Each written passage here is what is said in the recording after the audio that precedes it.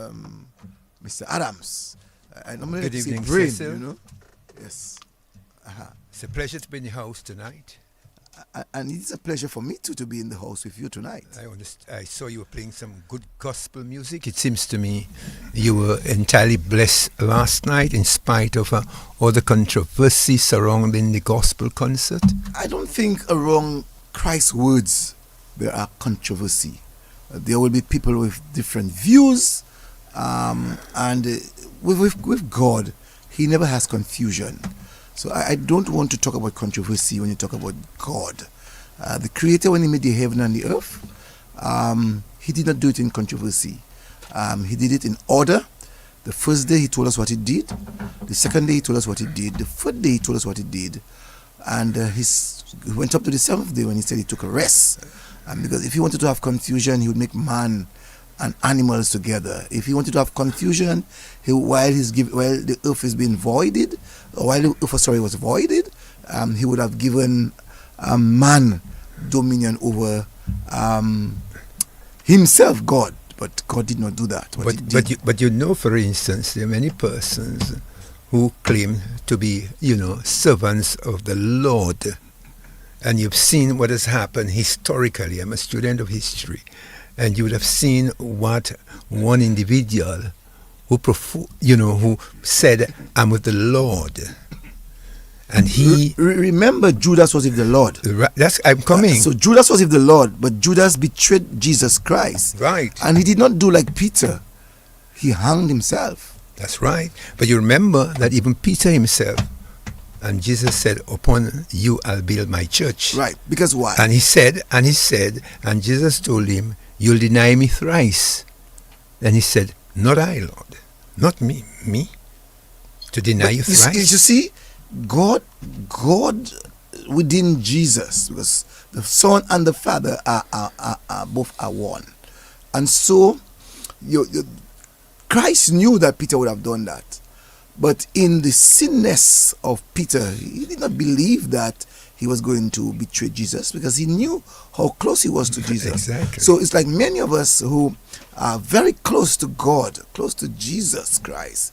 We call the name and we say Papa, we say Papa. We call him Papa, we preach and we say Papa. But you know what? Our hearts are not close to him. Right. We live in vanity. We live in hate. Right. We live in dislikes. Right. And we live in jealousy. But God has chosen his own, and that is why when Peter denied him, he still gave Peter that opportunity to come back and serve him. It's like the prodigal son. The prodigal son left his father and went out there thinking that the world was better. But he eventually came back, and the father made a feast for him. He didn't kill himself when he couldn't go back home. But let me just remind you, in modern times, and there is a movie about it, there's a movie called Jonestown, whereby you see what happened to this pastor fella coming out from the United States. And Jim Jones, to be precise. Jim Jones. Yeah, Jim Jones, and brought them down to Ghana. And you know what happened down there. So you've been hearing and you've been seeing many persons who actually have one foot in, one foot out. And, one has to always remember those things, because you're singing all modern times that even men of the Lord and of the church are entering into the realm of politics. But you see, you have to also understand what the Bible itself says. The Bible is very clear. The Bible has indicated to us that the wheat and the tares, they will grow together. Okay. And he also reminded us, not all who have said, "Lord, Lord, Lord," will enter into his kingdom. Okay. So he's aware of that. So there are some people that are using the name of the Lord in the most humblest way. And when you look at their record on earth, are they sharing? Are they giving? Are they taking? Are they stealing?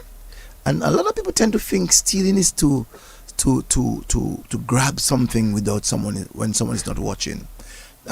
There's some other ways that you can steal. I see. When you prevent people from understanding the word of God, Okay. You are stealing them from the kingdom. Right. You know what amazed me and really brought me to that discussion here was that I was looking at my television and I saw the Buddhist monks walking from Texas to Washington, over 2,000 miles, bringing a message of peace to the world.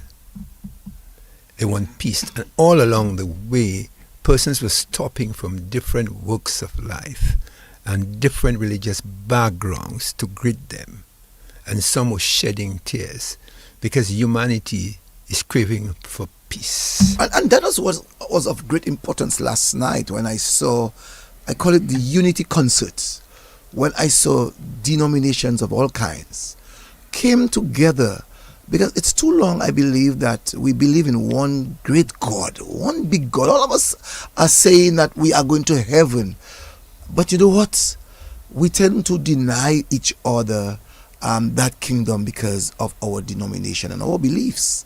Last night was a typical example where we put down our cloak, where we place our denomination in a corner, and we put religion aside, and we decided that we were going to praise the living God. Right. But you notice what has happened over the years, and that is that the rhythm in the church has changed tremendously. What do you mean by rhythm? Okay, let me tell you what I mean by that.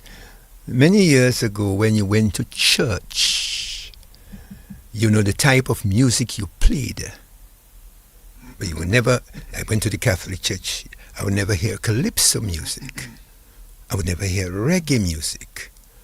I grew up in the Catholic Church, I would never hear soca.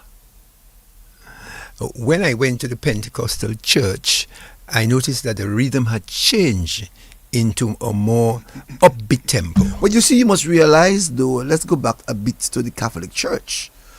You would have realized when we grew up as boys, our society knew just white priests, European priests, and their DNA, their excitement, their rhythm, totally different from what we have. And so they will sing like they're singing, like they believe that's how the angels in heaven are singing. They will speak and preach the word of God like they believe that Christ was a boring God. And so black people from the plantation, and even before the plantation in Africa, we have always been excited. We have always spoken about the spirit, and to evoke the spirit, we cannot evoke the spirit in just mere soft words.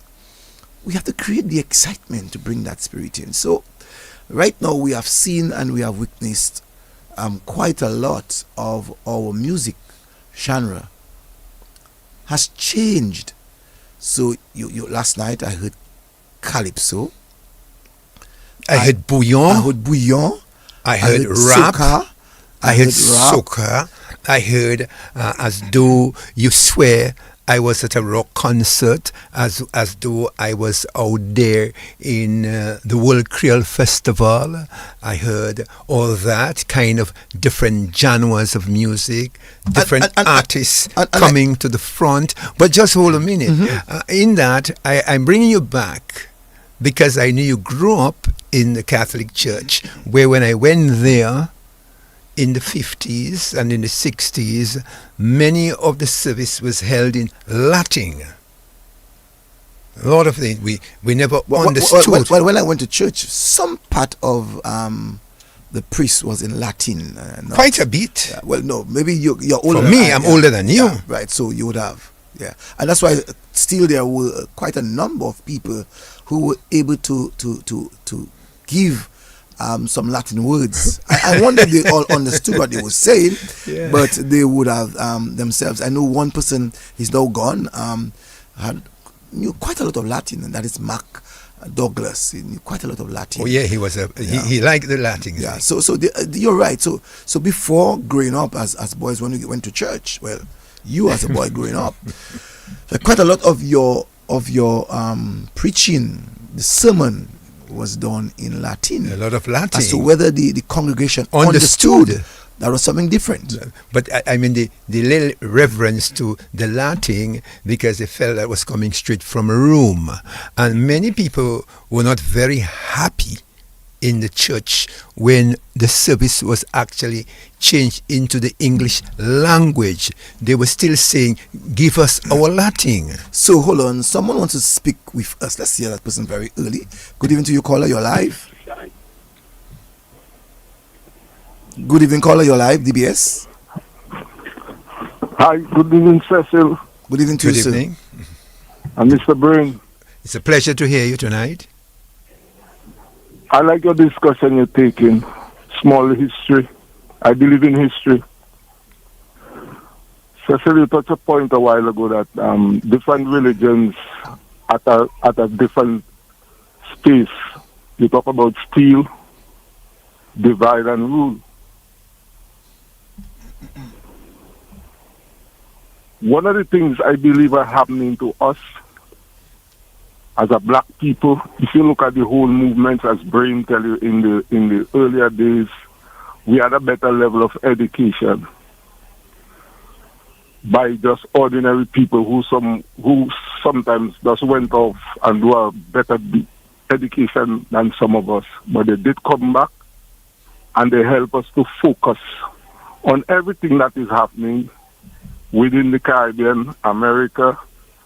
You see people like Martin Luther King, Malcolm X, Jesse Jackson, Sidney Poitier, Muhammad Ali, and many black people in the south side of America, which was going through some real difficulties at the time, in the centuries. Even when Rosie Douglas and Emmanuel, even before Rosie Douglas had left, there was a lot of education in Marigot with bright people. People like Billy Robinson, Rock Bruno, Jackie Prince, Jackie Pollock, and there was a better level. But now, what caused all that to be so confusing is because of politics and religion. And I believe the problem, some of the leaders, they don't hold the congregations together, even on the political scene. Because all these problems I see with religions and even this concert and all these things I see happening around the world is because I blame the leaders. If you have a class, you're supposed to hold your class together. Even some fall along the way, and that's the problem. Because even before Roosevelt died, I noticed he had a movement in power that he wanted to join even America, the black movement in America, to the Caribbean. I think he bring Martin Luther King's son or something. The Black Caucus. Right. I think he bring his son here, Martin Luther King's son, on his opening, either his opening or his launching of Prime Minister. No, at the opening of Parliament. Something like that, right? Brain just talk about somebody walking from Texas to Washington. To Washington. And I tell Mr. Shazer that one of those nights, he trying to organize a peace with the police and some different village. I don't want to call too much village name. And the other movements where he getting the black church leaders, and they have a radio program talking to us down here, and I think they have a few other people on board. I can't remember. I think the commissioner of police and the deputy. And I think sometimes if we don't check ourselves, we're going to be in disaster. Just look at what's happening around the world. You're seeing with Cuba, Israel, and what is happening now. And if we keep fighting, Cecil, we can have all the money and all those big palaces we building and all those things. We're not going to enjoy it. Trust me, we're not going to enjoy it. Because I think if we're in the Lenten season, I believe even the other churches, they're supposed to be on the street. The Catholic, all the other churches, even in Roseau there, they should be praying because we're in Lenten season. More than fighting amongst a big show, a big concert. So that is why Caller, try to conclude. Caller, try to conclude. Education. I just telling you, education from the leaders, political leaders. They're giving us the wrong concept, and I think they're not controlling their followers.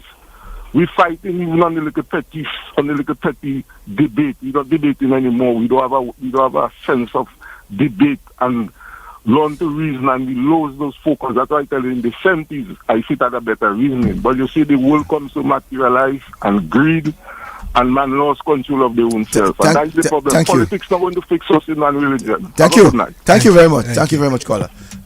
Yes, as we were talking earlier on about the church and its development, Yes. we were talking about the Catholic Church in its early days, and you're making the point that even when, because of tradition, we saw that the people of the church said, why don't we continue for Latin, even if we spoke English? Right. But here is the situation. That's before that. Yeah. Just hold on. Go ahead. Good evening to you, caller. Good evening, Cecil. Good evening. Good evening. Good evening, Cecil and Brain. Man, as you're in your capacity as manager of DBS, I always got to give you your kudos for, the way that you provide cultural or events happening in Dominica. I mean, you create the capacity, you create the bandwidth for people to view all type of events happening in Dominica. And I find, just following your discussion, last night was very, very, very, very, eventful for me, because had I not seen that event last night, I would not have believed that we still have that deep bench, that deep musical talent in Dominica, in terms of the young musicians and the way they backed up, the backup singers, and the Dominican performers. I mean, I'm looking at these kids performing, and they can perform anywhere in the world.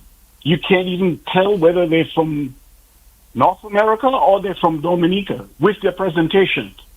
I mean, everything was on point. And you and Brain were just evaluating, the different genre of music and how it has influenced, how religion and music has influenced us. But Lord, behold, man, last night I looked at that event and I stayed right up to the end. I was impressed, man. I mean, that was on par right up there with the World Creole Festival. And I think that's a niche that we can tap into, having this festival in Dominica. Thank you, guys. I'm listening. Thank you very much. Right. So we're talking about the church and people asking in the old days to let the Latin return, even while our main language was English and our, should I say, adopted language is Creole. But here is it. Here it is that during the time, and for instance, the 40 days, the different aspects of it that I want us to put under the microscope. That for instance, are we not in the Lenten season? We are. Right. During the time of Lent, that you go to the church after Carnival, which is the flesh. And when you hear the word Carnival, it comes from the Spanish or the Latin word carne, meaning the flesh. That you participated in the flesh, you show your nudity, you expose yourself, you drank and ate widely. But then, when Lent comes, you go to the church to get your ashes. And there it is that you get into a holy mood for 40 days, and you just go to the church, you're dressed in white, and you go for Lent. And during that period, you're not supposed to eat no meat. You're not supposed to have any sex. Not at all. And you spend your Lenten season being in the church. You have just received your ashes. Now the ashes is symbolic in that you have now burnt off all this carnal knowledge you had during your carnival season, and you're now in Lent.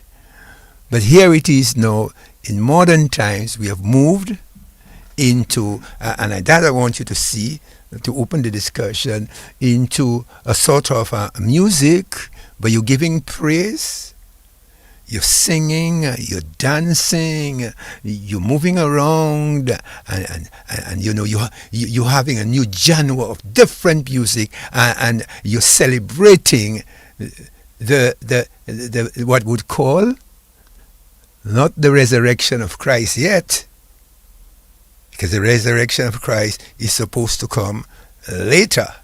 Yes, the resurrection of, and that is very So where are we? it's very informative. You know what you are saying there. But before that, Brain, I just want to admonish some people that we have never said that we are experts. I'm just reading from someone says, please call us. I'm not so sure. Make the show. The person's trying to say the callers are making the show. We don't need to listen to your so-called expert opinion. Let callers conclude their opinion or views. We only had two callers. One caller stayed for 7 minutes. Right. And the caller was speaking about peace around the world, and I allow him to say all what he had to say and then ask him to conclude. And he did conclude. The other caller who just called spoke and said what he had to say and concluded. So I just wanted to tell that caller, so tell that writer, right, that we give everyone the opportunity right, to say what they have to say. But we have never stated that we are expert. We are talking of experience. And we are talking about what we knew in the church as boys growing up. Yeah. And if that person is younger than we are sorry that you would not have known that Latin was in the church, in the Catholic Church. Yeah, it was in the church. And that is why we would have seen, Brain, that once upon a time we knew the Bible had some 72 books, and we were told that Rome took 6.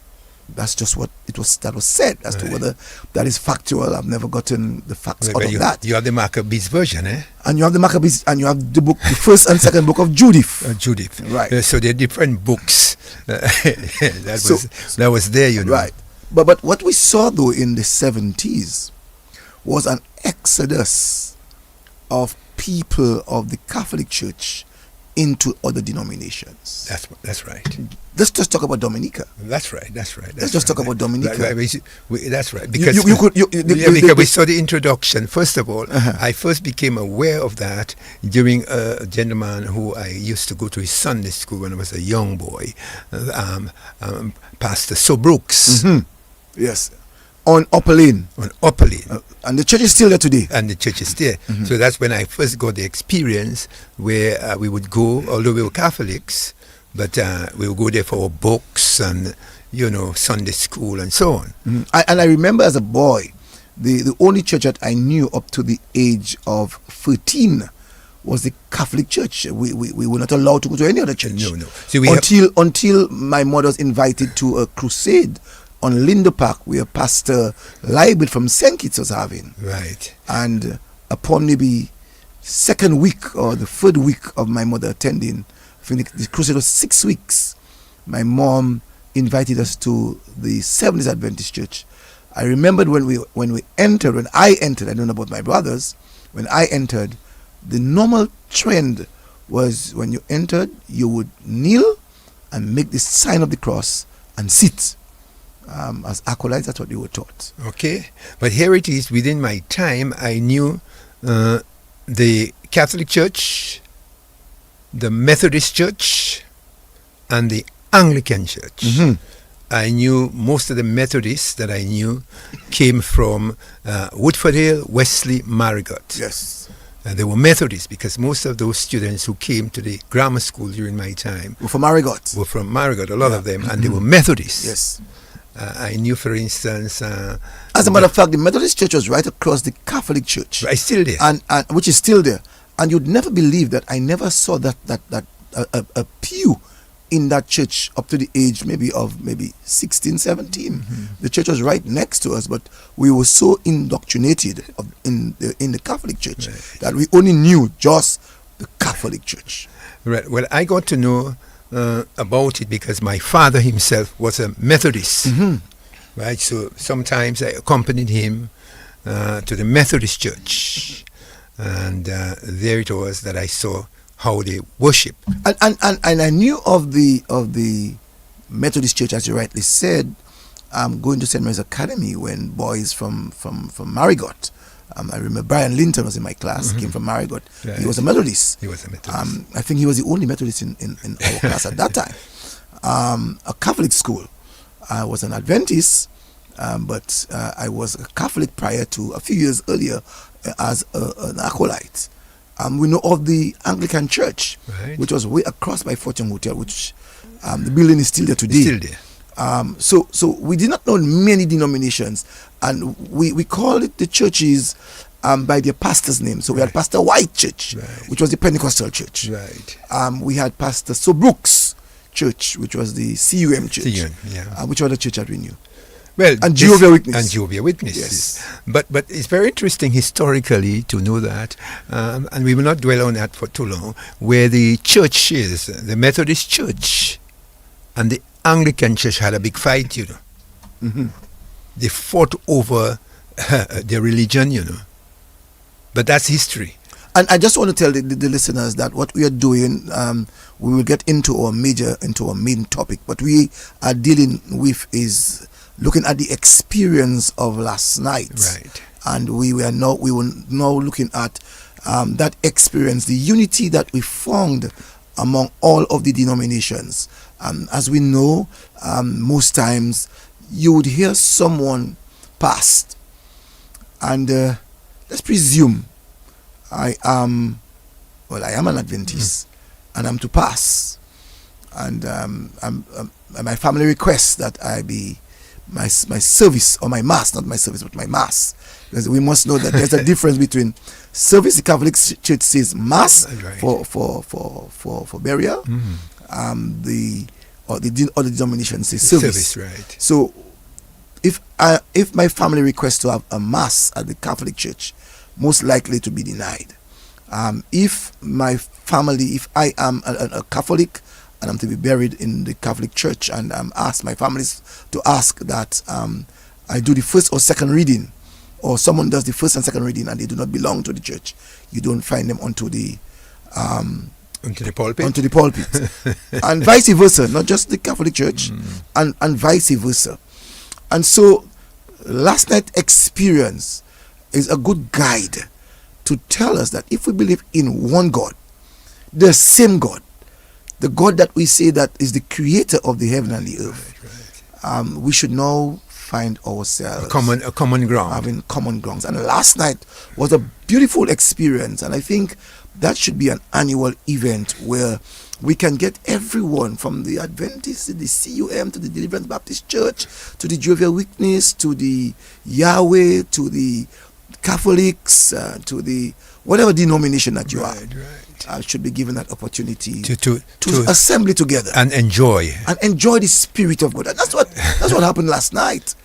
What happened last night was the enjoyment of the Holy Spirit. Yeah, well, that's very important. Well, I see that you have to begin to experiment or to utilize the different genres that's available to you, because you need to communicate, and so the music, because basically most of the music we heard before was Rome, classical music from Rome, and then we started hearing country music from the Americas. When you become a Pentecostal or the country, you hear country and Western music.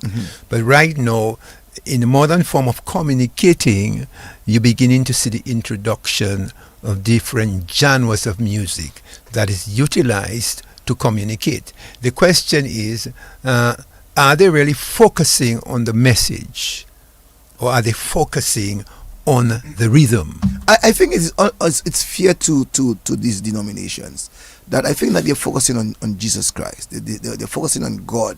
They are just doing the upliftment of the Spirit differently. Okay. And so there are people that will be solemn and the Spirit will visit them, and there are people that will evoke the Spirit in praise, like in Psalm said that. Right. So you find that the black folks who are on the plantation, they feel free, Right. and they feel that they can say hallelujah, and they can say praise God. So it's a good way of bringing in that additional praise to the Almighty. Let me give you another one quickly. There is a church next to me where people come into the home, a Christian church. Well, this one is mainly Haitians, and when they're praising and they're singing, man, says so. They go into a sort of frenzy, like in the Pentecostal church, man, and suddenly the Spirit takes you and you start speaking in tongues.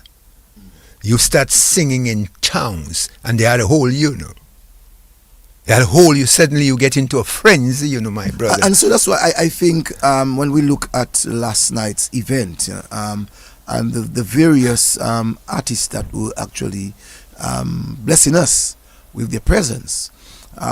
Someone just called and mentioned about the local artists, and you could not have made the difference between the Dominican artists and the international artists. Yes. And we must say that the initiative by the central government and that of the DDA need to be complemented. But making, I agree with you in complimenting them on that spectacular performance. But there were certain individuals, but who was very much anti that behavior. Let's go to the telephone. Good evening to you, caller. Good evening to Rizanika. Good evening to members. Fireman touching base. Good evening, Fireman. It's a pleasure hearing you. Good evening to Mr. Joseph and Mr. Brown, already. Yes. Now, I'm a person now. I like to be a kind of mix up. Now, hear me a little bit now. So now, the thing last night was a very good event, as we say. So now, you had Carnival, everybody was involved. You have the religion thing. So when they're going to do something for Rasta business now? You're laughing. That's why I have a problem. No, I'm not laughing. I find I'm not saying it's not important, but one would argue to Rasta. You have the Nabingi, you have Bobo Shanti, you have 12. You have Bobo Shanti, and drum beating. I give us something too. You know what I'm saying? Right. So all that must come up, before your drums beating. Anyhow, no brain. I don't know where I hear some great lyrics last night, but the problem I have from a very long time. I suspect a lot of people like to preach things and to practice what they preach, and that's one of our biggest, largest problems. So everybody gets what they want. Everybody like to hear nice things, like to hear nice words. But the problem we have is practicing what we preach. Now, big question. Brain, you believe into yourself, or Mr. Joseph, that a man stay in a bail of a will for 3 days and come back alive? What's that? Jonah, you're talking about. Call him man name, right. Man. Jonah, you're talking about. Jonah stay in a bail of a will for 3 days and then he come back alive. You believe in that? Well, it's not impossible. If the world was void, hold on. If the world was void, all right, and God was able to create and to have that creation so perfectly done, Jonah could stay in the belly of the whale for 3 days. If was the what? I said, if our great creator, the God Almighty, has created the heaven and earth which was void, and today we live in it, yes, I believe that Jonah could stay in the belly of the whale for 3 days. So you believe in a man walk on water? Yes, I can believe, because you have to understand the power of God. No, listen. You hear me now? You have to understand the power of God. Well, let me tell you. So are you saying to me? Are you saying to me, caller? Hold on, caller. Yeah, are you saying to me that you do not believe that Lazarus was raised from the dead? Let me give him one. Just wait for me. Well, hang on before. One thing about me, I know my history, and I love my history because they say they take Africa from us, but our culture and our liberty never left us. Well, let me tell you. See me, I like to too much believe in things. Because think of it for yourself, Rastaman. Right? You say God is so good, God is so mighty, right? I know let's get it really know. That's why I love to listen to certain things and listen to everybody. Right? If God is so great, so mighty, Rastaman, think of how Europeans live in the life, taking all the resources from Africa, building the country, building the people having all the fun, but yes, still, where the resources coming from, the people have no light, no water, no agriculture, no farming, no health, nothing positive. So how God dealing with that two things now? Rastaman. Rastaman. Yeah, I listen to you. God allowed Job to go through the worst things ever. Life, yeah. And he survived. Remember that. God allowed Job to have gotten all kinds of misery. Yeah. All kinds of things happened to Job. He stayed focused on the eyes of God, and God led him to where he had to. King David himself, he was a big king, and you saw what he did. And you saw what God did for him. So the power of God is greater than anything else. Let me tell him. When I was in When I was in Jamaica, Nyabingis, they believe in Jah Rastafari. They beat their drums. We don't believe, And we they don't smoke. believe And in they, that. We don't believe in that. no. I'm just telling you. And they smoke their Kali. They smoke the We don't believe marijuana. in that.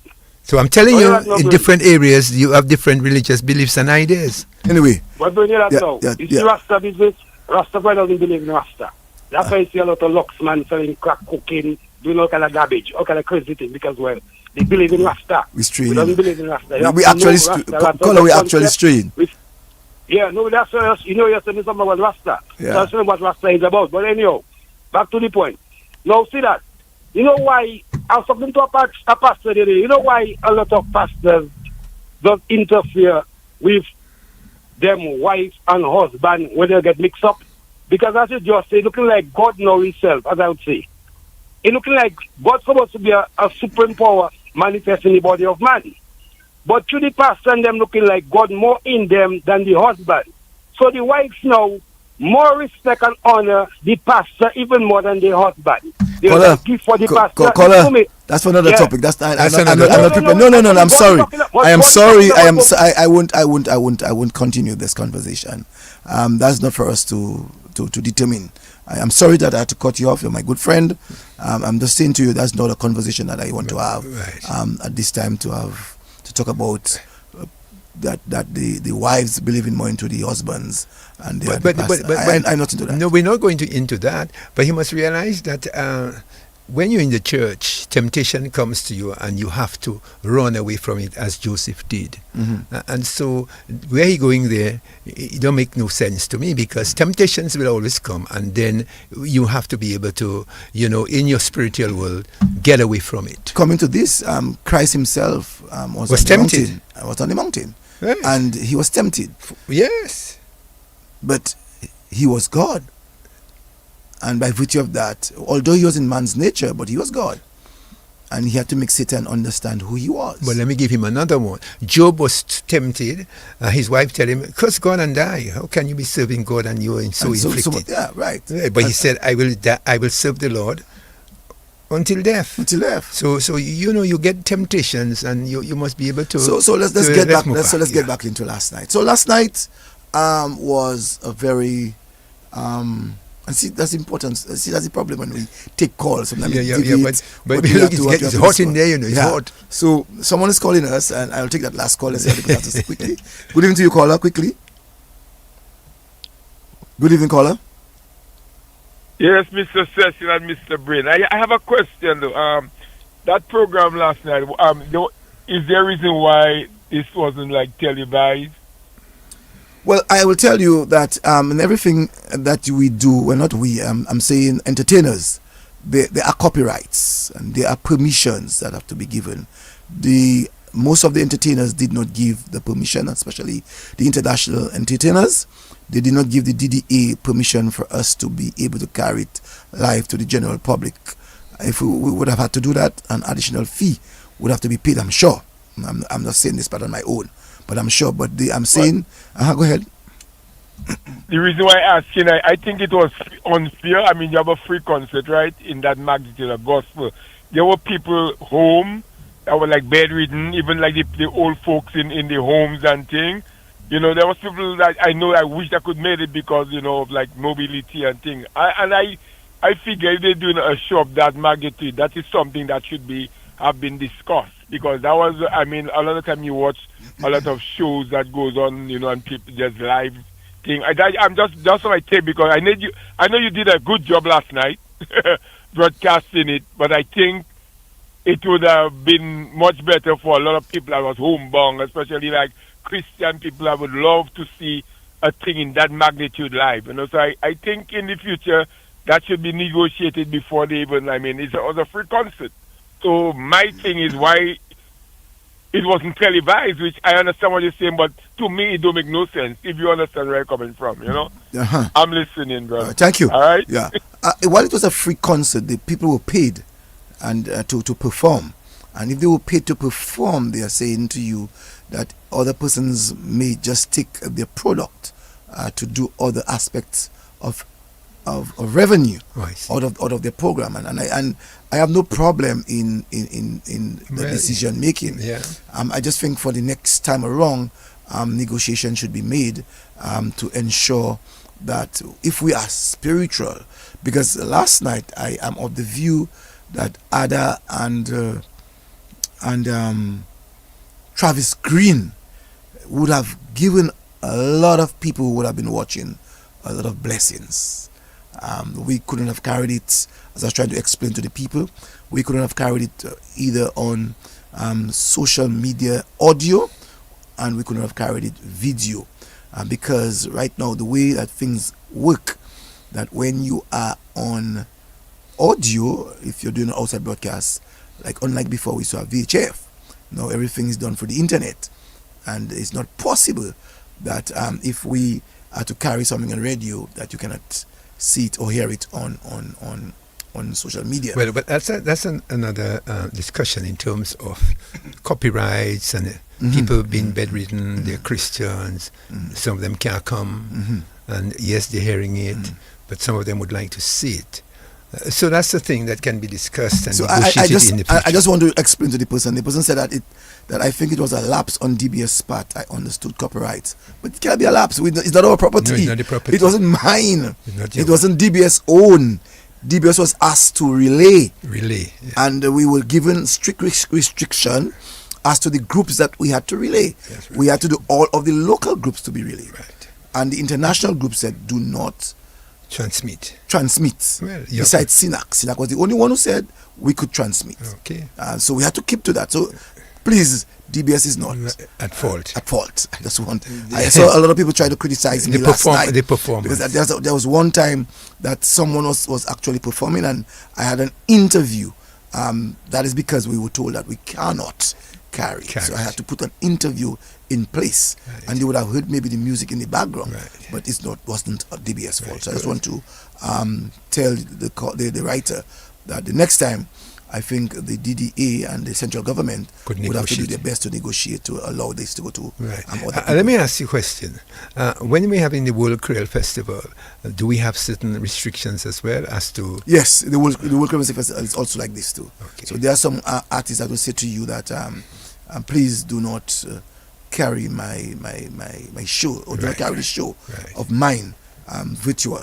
They would tell you that. So, and this is a copyright. So copyright, right? So, so we said enough about the gospel concert. And I just want to compliment all the people that were on board, in terms of the sponsors, the participants, most of the audience, the huge audience. As we said, it was almost like that of a Creole festival, just Dominicans in there. Right. I saw a flag of St. Kitts and St. Lucia, but by large, 95% of the population enjoyed was Dominicans, and they did right.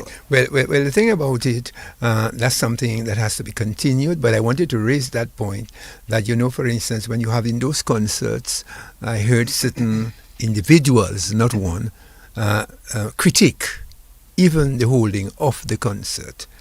And I'm sure you must have heard it as well. Well, I heard this, but I personally, as I said at the beginning, with God, there's no confusion. So people can speak their language, they can speak their thoughts, but what's important is we have to always remember, with God, He's not confused. Thank you very much. And so people who believed in God and believed in the message of God came out and worshipped the name of the Lord. Give praise and give thanks. In spirit and in flesh. Okay. Very interesting, Cecil. So we can move on. Mm-hmm. Yes. So West Indies. You think today was how you call it, a sellout? No, there's the other name. I don't use match fixing. Match fixing. You think today was a match fixing? You played against India, over 60,000 people at the stadium. Do you think it was match fixing? Honestly, I wouldn't like to go down that road, but I felt that, one, you brought up a man who never played any game. Johnson Charles never played a match, and he's an opener. I repeat, he never played a game. The question is, why was he brought? You have to score a certain amount of runs in the power play. The power play is 6 overs. The captain wasted over 15 balls without getting a run. And that in itself created a situation of stress. You've got to understand that you need at least to get 200 runs. If you're playing India, you need at least 200 runs. Because in the back of your head already, you don't have the bowling attack. So I cannot understand why so many deliveries were wasted. I saw the same thing happen in terms of the way we approached the game with South Africa. Because these were critical teams we had to play. So I couldn't understand what is our strategy. Because this time we had a man who never opened. Although he did well, but he never had any experience in opening for us. In any World Cup games I know we played. Why now? Maybe the captain knows Hope. They are from the same country. He believes in his ability. He came and he scored 40 in less than... Is it Hope or Chase? Chase. No, the captain is Chase, right? Western is captain. Go ahead. Right. And so I believed that the West Indies did well in scoring 190. the 195. Yeah. They did well. They were going along well. I think it was at the selection. There's for me there were two main areas. The drop catch by this guy from Barbados. Which one? How could I forget his name? Batsman? Holder. Was it an easy catch? It for a man of that caliber, Holder would have gotten that easily. Should have catch that ball easily. That drop catch at a critical juncture, and the 18th, 19th, and 20th over. You cannot bring in Moti and to give Moti just about 2 overs to bowl. Mm-hmm. Moti left arm spins, I think would have gotten the batsmen, although they were into the mood of hitting, but would have gotten them to think twice. The 20th over, I don't believe it should have been given to Shepherd, because it's not the first time we have seen Shepherd bowling in the 20th over and would have gone for 10 plus runs. How many runs they had to get in the last over? They had to get, in the last over, they had to get something like 7 runs. Well, the game was over. Yes, that's true, but I'm saying in the 19th over, the game was still even to me. It's about 14 runs to get. In 2 more overs left. 2 more overs left. And we saw when Sharma Joseph came in and bowled the 19th over, they got something like 11 runs. Something like that. Mm-hmm. And in the 20th over, yes, they needed something like 7. The first ball was a 6 and the second ball was a 4. I want to understand why didn't they use Moti maybe in the 17th over and the 18th over to see what was, because we would have seen the Indian batsmen really go after the West Indies fast bowlers. Right. Well, my thinking, we lost the game. We lost the game because of our bad strategy, not through our bowling, but because of our runs. We did not score.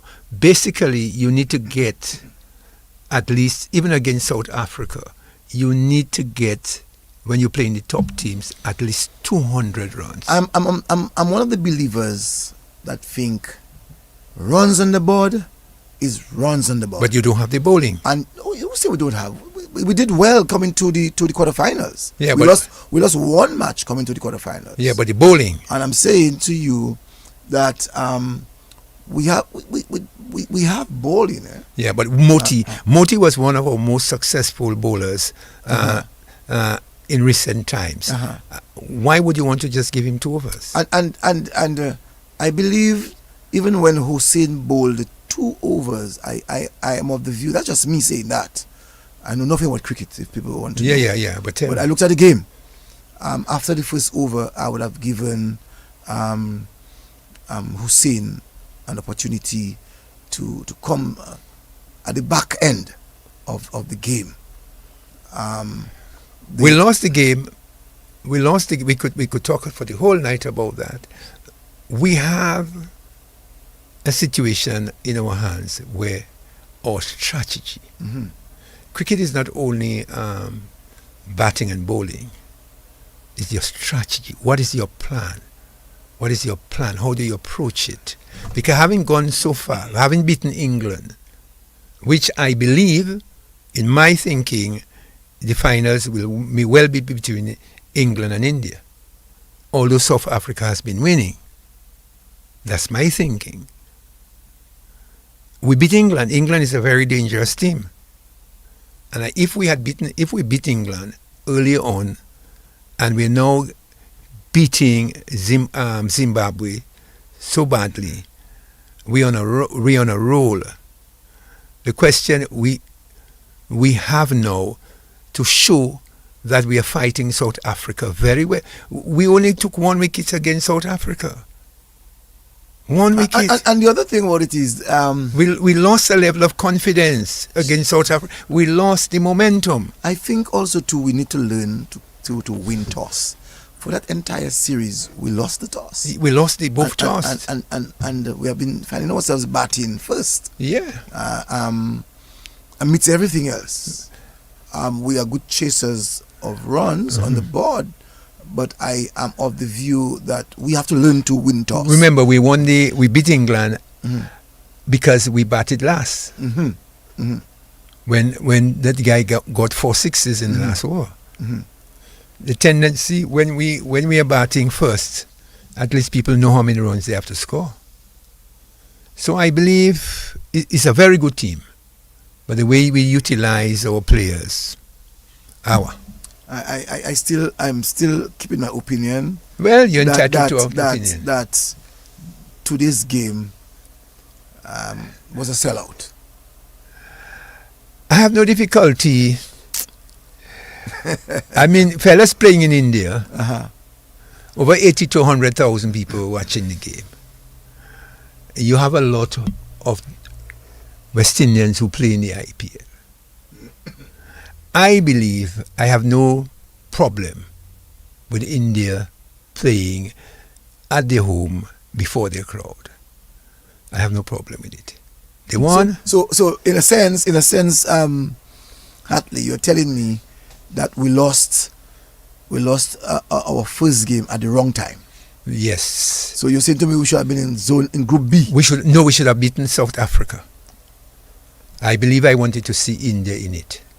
I have no difficulty with India being in it. They're playing at home. It's about making money. It's about India. We have a lot of our cricketers playing there. I wonder if the last game will be in Kolkata. Of course it will be. I have no difficulty with it. Remember that when we were in great difficulty, and that's my view. Yes, they helped us. Don't cut my neck for saying that. No, they defended us. They gave us uniforms. Yeah, they defended us. And yeah, they helped us. Yes. And it was the same Sam, he was there. Yes. So so you're underlining my point. So I'm saying. So are you underlining my point? Well, I don't want to underline your point. If that's the case, we're going to for match fixing. We're going to ask the ICC to investigate. Well, you can say what you want. Huh? One good turn deserves another. That's my view. After being criticized by so many West Indians, one good turn deserves another. I must say that every team that played the West Indies played their ace game. Right, and they played well. West Indies did not disgrace themselves in the final game. It went down to the wire. So at least we came there, and nobody expected us to get that far. We did what we had to do. We did not disgrace ourselves. Right. Now, Brain, before we get into our main event, normally we would have been into our Lakou program already, but we have just decided to really speak of all the issues before we actually start. Well, I want to talk about one last one. Yeah, Yeah, I know that one is controversial, but I still want to raise it before we go into another controversial one. But Cecil, new entry guidelines proposed for non-Kalinago visitors. That's foolishness. I can say that. I can't say it on national radio. That is foolishness. No, but I'm reading in the Chronicle, and I'm not saying anything that's not true. Let me tell you what the Chronicle is saying. The Kalinago Council has announced plans to introduce a permit system that would regulate visits and stays within the Kalinago territory by individuals who are not members of the Kalinago community. So stop there. So stop there. First of all, the council is not above central government. So I just want to make the chief remember that the government has to pass that as a law for that to be allowed. So it has to be an act. We know that Chief Charles once upon a time tried to indicate that men should not, or Negro men, besides Kalinago men, should not reside at the territory. And that did not suffice. Some people tend to think that that was a racial statement, and it never sufficed.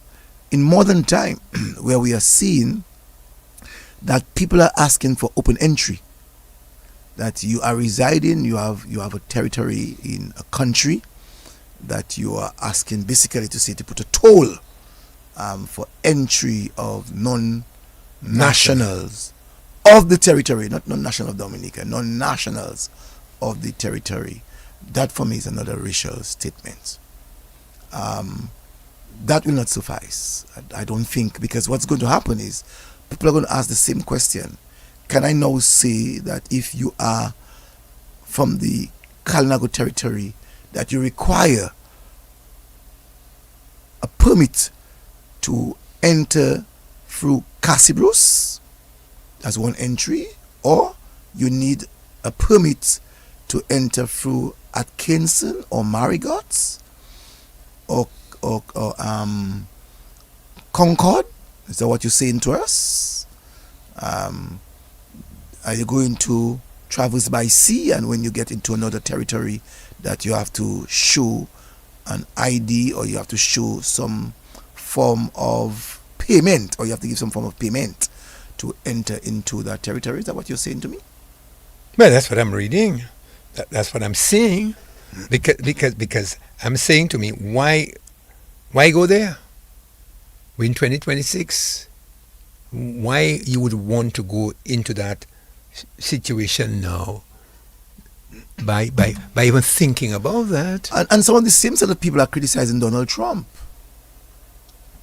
What is different from that type of policy that you'd like to implement to what Donald Trump is talking about?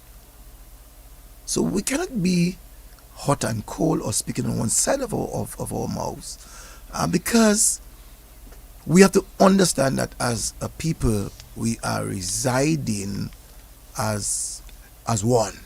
That's right. As a nation. We are Dominican. So I'm not a Dominican Negro and you're Dominican Kalinago. You are a Dominican, subject Dominican. You have sub sectors, which would be Kalinago, Negro, Caucasian, Chinese, but we cannot make rules and laws that would affect another group of people within the same space. I have not seen or heard of that ever before, and that is the first of its kind I'm hearing, and I'm certainly of the view that is something that the Kalinago Council should go back to the drawing board and come back to apologize to us. Let me just read something to you. from an editorial. Dominica is small. That has always been both our strength and our blessing. We are one people moving freely from one village to village, from north to south, from coast to coast, and the interior. So when news broke that the Carnival Council is moving forward with a permit system requiring non-Kalinago individuals to obtain permission before visiting or staying in the Kalinago territory, many people paused, not out of disrespect, but out of concern. Read that last part for me. Let me get that. Let me catch that very well. Let me just read that for you again, that last part there. Let me get there. Dominica is small. That has always been our strength and our blessing. We are one people moving freely from village to village, from north to south, from coast to interior. So when news broke that the Kalinago Council is moving forward with a permit system requiring non-Kalinago individuals to obtain permission before visiting or staying in the Kalinago territory, many people paused, not out of disrespect, but out of concern. Boy. They are moving forward. But the point I made earlier on, that they cannot move forward without central government approving of this to make it an act. It's not possible. And above all, the head of state is a Kalinago. And I would be amazed. Let's presume that government decides to pass that rule. I would be amazed to see that the president would endorse this. Maybe I would ask her, if she does endorse it, that you should make the castle of the president in the Kalinago territory. Well, because you have to seek a permission to be in Roseau. Well, I would say that I have never heard anything like that in modern times. I know my good friend Mr. Williams, Charles Williams, I think his name is. That's correct. Tried it. And failed. At one time, my schoolmate. And failed. I met him in Roseau and I said, brother, what are you trying to do? Are you trying to divide us? But where are you going with that? And I never heard of it again. And suddenly, in 2026, I'm hearing about it. I pause out of concern. I do not want us to make any comparison between the Manikou and the Agouti because they are going extinct. Well, I pause because I too am very concerned. And I'm saying to you that I do not want us as a people to evaluate that request of the council as that of the Agouti and the Manikou, because they are going extinct, that we are asking that 6 months we should hunt and 6 months we should not hunt. 6 months you must get permission to go and hunt. Right. Oh, that's not what we, right. I hope that's not what we're thinking Well, Cecil, I pause and I wait. I pause and I wait out of concern. And the Kalinago has to also, council has to also understand that central government has a budget. They have a minister of government. And out of the budget of the government and out of the parliamentary representative of the Kalinago community or constituency, that representative will make all claims for the community or for the constituency. The council has a different role to play. There are bylaws that the council is responsible for, but not bylaws of national interest. Okay. The council cannot make a bylaw for the country Dominica. For instance, the Roseau City Council can make a bylaw that permits it to manage certain things within the municipality. Within the municipality, Yeah. but not beyond the municipality. I mean, I think some of us might be laughing this, but this is a serious I know, matter I'm concerned. that we need to start to discuss. Because in the discussion I've been hearing, people are aligning this to racial statements. I don't think it is racial. I just think that the individual or individuals are not well informed of those issues or that issue. I tend to agree with you. I don't think they're well schooled in it. I do not think they're well schooled with it. Because even Irving Ogis, many years ago, before Charles himself brought up that conversation. Yeah, I remember him. He was not a black Carib, no. A black Kaninago. Let's pause and wait. I pause, I tell you, Yeah, out of concern. Yeah, I pause and wait. Let us It is not disrespect. I just let us pause, pause and wait. I wait out of concern. Shall we move on? Yes. Now, Yeah, what's on your mind? well, my brother, we saw what happened on the 4th of January in Venezuela. In the middle of the night, that the president of Venezuela was taken, transported to the United States, and it was said because Venezuela leader was involved in the whole transshipment of Drugs. illegal Drugs. drugs. And hours later, the President of the United States made us to understand two things. One, that there will be elections. And he also made mention that his interest is oil. We have since then seen that the president of the dethroned president of Venezuela is still in custody in the hands of the United States. And we have seen and heard from the president of the United States that they need some like 50,000 barrels of oil a day from Venezuela. But we have not heard any talk in reference to elections. But rather, we have seen the endorsement of the new president who was after President Maduro.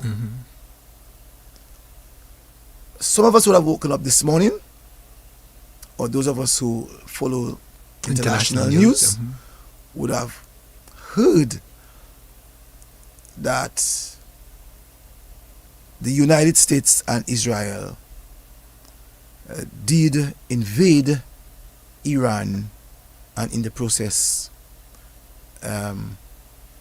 the president of Iran was killed. The Ayatollah. The Ayatollah was killed, and we understood that some 9 Iran naval ships were sunk. His name is the Ayatollah Ali Khamenei. Ali Khamenei. Yeah, he's ruled Iran for the last 36 years, from and he's 86 years old. Yes, 86 years old. The last before this was Ayatollah was before him was there was another Ayatollah. There was another Ayatollah. Yeah, he died at the age of 83 or 82 thereabout. Yes. And we have gotten up this morning and we have seen through television and international radio news that the United States and Israel have do I use the word assassinated? Well, yes. Assassinated the president of Iran. Well, he was assassinated. Mm-hmm. And we know that, again, we're hearing from Donald Trump that he will endorse, because the entire government is not falling apart. A few other officials died in that bombing. But we have seen the United States is talking about having elections. Well, very interesting, You have to think of history. Mm-hmm. And when you think of history, you have to understand it's a very, very troublesome subject in that it comes back to haunt you. Mm-hmm. History comes back to haunt you, Because remember, there was the Shah of Iran, Mm-hmm. and he was a very good friend of the United States of America. And remember, the Grand Ayatollah was residing in France. And then he was moved across to Iran. And then it was the first time you had a clerical leader running that part of the world. So history will come to that. I see you have a caller. So we can let's take the caller. Yes. Good evening to you, caller. Good evening, caller. Good evening, Mr. Joseph. Fireman touching base again. Yes, my brother. Earlier when I call on the phone, I once in Mr. Joseph, I'm not a madman, I'm a crazy man. Yeah. When you say I say certain things, I don't know what I say. Make sure myself before you cut me off, but I know that is right. Yeah. Now we're moving forward. No, I just want to explain to you why I did. We were speaking on a certain matter, and I did not want people to tend to think that we were encouraging people speaking on the issues of pastors, our wives overriding their husbands and the pastors. I was talking about God. Move forward. The value of God, but I don't move forward. No, you see, I had that fortune I find now I mix up, because why I mix up now, I don't know where to start, but really and truly, when you think of it, they say these people are the first people in the island, right? Mm-hmm. No, these people have the culture, the philosophy, and the way of life, right? Mm-hmm. No, they have to talk to the young people with that, live the culture and go in other people's culture. Now, black people really and truly like to follow everything and be everything. Mm-hmm. So then people now have a voice of saying certain things, but as I say now, I listen to the brother really and truly, and the way he said, because why? If in case it had two roads, one living from west of Marigot go straight to, where living one from Cassibus go to Atkinson whatsoever, and go to Marigot, do pass in Carnival territory or quiet territory. Rovers, and have a road going in that territory. Now, anybody go in that area, obviously they want to charge. I don't have a problem with that. But relatively, that's our main road going. From them we pass we must go past there to go to Marigot, we pass in on that side. You know what I'm saying? And this is the government road. Even in the territory, as they say. So I don't think that really make it too much of sense, but relatively now they're making a lot of sense, because why? True, you have your culture and your philosophy when you think of it, because when you really truly, my lord, these people are losing a lot of their culture and their philosophy, but as I say again, you have to talk to the young people, because right now, as you can see, these people all over the place, they're involved in everything, they're in different positions, as you know. I mean, let's get it real. But right now, they know what life now. I don't think right now that the way the world running there, and truly, I don't think we're supposed to be so divided. Right now, it's more unity we're supposed to bring among ourselves. You know what I'm saying? So it's a good move, but still for us to really think of it before it goes through. Because as you just said earlier on now, we have the president, which is dangerous. So we have a serious problem. Anyhow, I'm listening, and next time, Mr. Joseph, I tell you, God himself is a great man. We have to be real, because I tell DBS is national station. There's certain things saying on DBS. And I would never ever hear that sometimes the back. And right now I was there, I was listening to DBS, but I that a madman like crazy man. So I don't say anything, I'm just talking about God and based on how people see him, because as I tell you, my Lord, he's a supreme power manifesting every one of us. God can't bring nobody news, he's also bring us our news to ourselves, how we live, what we do, that is our life, my Lord. Anyhow, up and running, carry by the quiet people I work in the world, I don't know, make up all the mind. Fireman running, bless up, I'm listening. Thank you. Yes. Yeah. So as I was saying, now we have the situation in Iran with the assassination of the Ayatollah, right? So they're very interesting, and we have seen what has been happening, because as I know, they were talking about nuclear weapons, and is the Iranians building a nuclear weapon.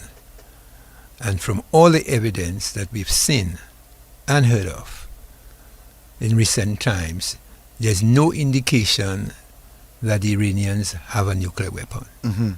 There's none, because I was listening to one of the inspectors, Scott Reeder, who was one of the inspectors who was looking at that, and other inspectors and all the persons who went to Iran has not found any nuclear evidence.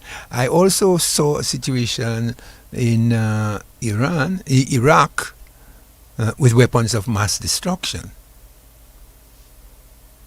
which they told us the Iraqis were going to launch, and for that reason they went to war over that situation, and we have yet to find what I it. want to find out though is, did Congress give permission for that invasion? Is there Congress? There's a Congress. There must No, I'm be. asking the question. Yeah, there is a Congress. So all that has been happening, all that has been happening all around the world. I know, for instance, for war to be declared, that Congress has to be notified. But I notice in the past that I have to ask myself, is Congress in the United States?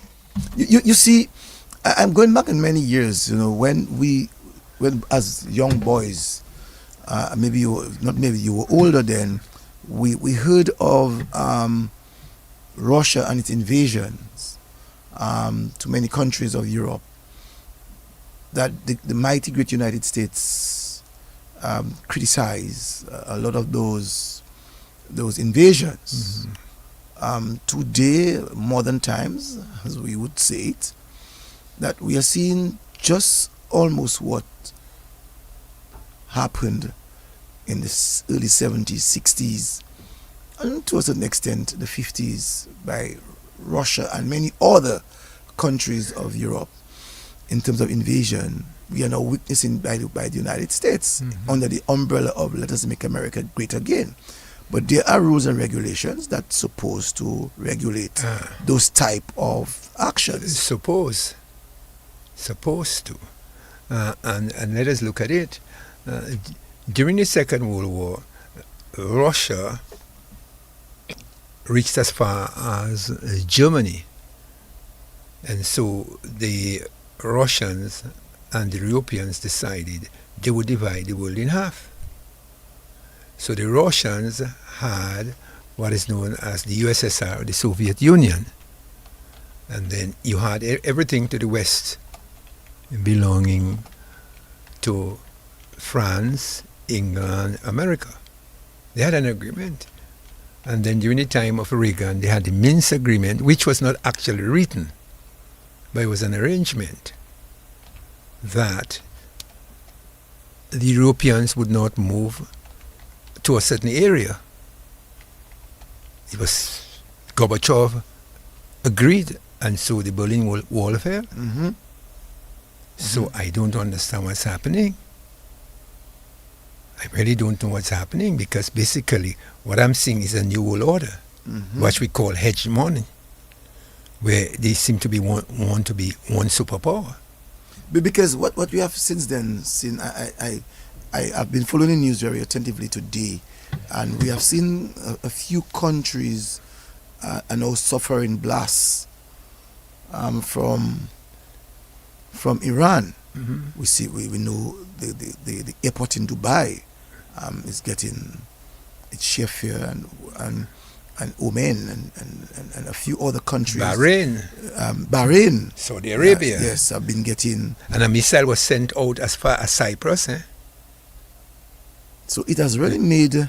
There's a British base in Cyprus. And that is very serious, explosion. As I would put it, explosion have already started to rock Dubai, Bahrain, Jordan, and Kuwait. And Tel Aviv. And Tel Aviv, yes, Tel Aviv in Israel. Because the last and in Jerusalem, I think in Jerusalem they have that very serious concern, because they're saying that they're not feeling safe at all. Well, what we're saying there is really, really, really, really, really something, because what are we hearing is that is there going to be regime change? That's the thinking, you know. But that is strange, you know. We saw sometimes. So we need to follow. We saw sometimes in December that based on the economic situation, quite a huge number of people went on the road against the Shah. Sorry, against the Ayatollah. And now when we look into the mirror out of what happened yesterday, we see the contrary thing is now being... Well, from what was said, and when we look at it deep, and we follow world news, and we go to different... Remember, the news media is controlled by the West. So a lot of the news that you're reading, you'll have to sift through it carefully. Because what we're hearing is that these demonstrations that were placed in Iran was actually fueled by the CIA and by the Mossad. That's what we're saying when we're reading at other news medias, because we right now we have to be sifting through the media, because remember this media is controlled that we're looking at, and so we have to be able to look at other alternative medias to see what we are finding, to sift through the whole information. So it's rather a fluid situation in Iran. And I also understood a few Americans have already been killed. Because missiles were launched at some of the naval bases, some of the American, and I'm hearing even some ballistic missile was sent at the aircraft carrier. And Trump is talking about so I don't know. We have to keep listening. And Trump is also talking about a schedule, which congressmen themselves are saying that they do not understand what that schedule is about. Are they not meeting tomorrow? They should be meeting tomorrow, as to whether they can impeach President Trump. We're hearing about will courts, but that will happen after President Trump has finished. Very interesting, because boy, I'm telling you, it's very interesting world now, very, very interesting, because the main aspect, and when we go deep, and you look at it deeper, you have to do all the analysis. Is it really about nuclear weapons? Or is it about oil? It's about the thing that will make America stay great again. Is it oil? It is oil, because just look at. Or is it to disrupt the? Just look at what is happening. They are speaking of Greenland. They know why they're speaking of Greenland. As I'm saying that, let us backtrack a bit on Friday. And I would like to find out what the Indian Prime Minister, what role he played in all of this. Well, I understood. Because on Friday he met with Benjamin Netanyahu. Yes, in Israel. He went to Israel just for the day. They had a conversation, and I do not know if it's by accident in meeting with Benjamin that we saw this problem with Afghanistan and Pakistan.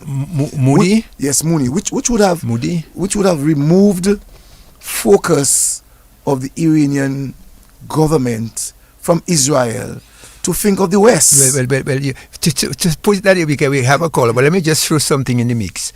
Have you heard about the Esping files?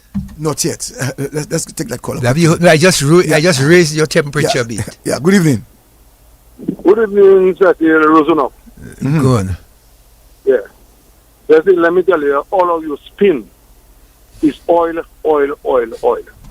Because when you have to watch the area from in the Middle East there now, what happening is have a blockage there. And plenty oil that live in Iran, it going to China. So they try and interrupt the whole system with the oil to try and put a little pressure on China. But one thing I know, Trump and the Israel Prime Minister, God is not sleeping.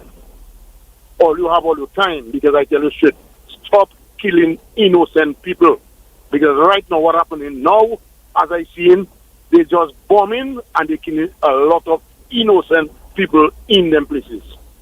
And I tell you, God, you need to put a hand on that thing there, because I tell you straight, it will be a very nasty thing if you see that to keep going ahead. And keep the program rolling, Cecil, and I tell you straight, man, it's not a nice thing. My Prime Minister holds strong. They can say what they want. We are there for you. You had a good summit in St. Kitts, and Yusuf Ali, you is our Prime Minister of Dominica. Hold strong. My parrep, thank you very much for it to be there for us. And all labor rights, hold strong. Thank you very much, caller. Good night. Yeah, thanks. Good night. Yes, you're saying now. Well, I'm saying, You know, I meant to have had that discussion earlier with you. No. I'm just saying. We saw what happened last week with the brother of Prince Andrew. Prince Andrew. And are you relating this? And do you see what happened to them? Did you see what happened to the British ambassador? Yes. So are you relating this with? Boy, let me tell you something. In international politics and international behavior, and all that was happening in a small island, St. John's, in the Caribbean, you know. Mm-hmm. All that wasn't happening up there in the United States, you know. Mm-hmm. So the Caribbean. So are you saying that Donald Trump will be part of that? I don't know. I'm just saying that certain discussions have been taking place among big men who find themselves in certain compromising position, and they've been photographed. Well, we can say it's partially release collection of some millions of documents, Files. Images, videos, Because those videos, and emails, those videos can be detailing used. activities of American financiers. Well, not only And if we consider, yeah, because those things, unconvicted child sexual my friend, offenders. In modern technology now, and what we have right now, if for instance you, Cecil, go and try to see you want to check a chick and somebody video you, Mm-hmm. Mm-hmm. that can be used to pressure you into certain compromising positions, you know.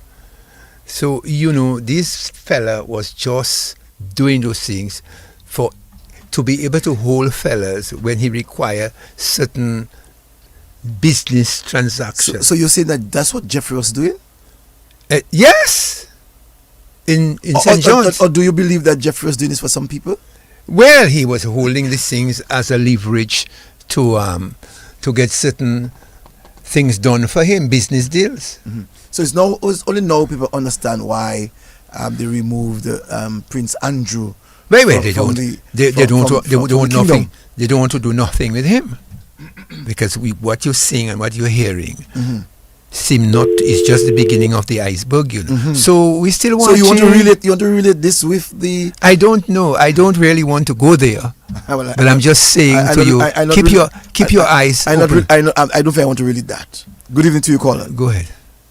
Hello, good evening, Cecil and Brent. Hey, boy. Good evening, brother. How are you? Yeah, not too bad. Brent, what I find you on Cecil that President Trump is trying to play Antichrist. That's my personal views.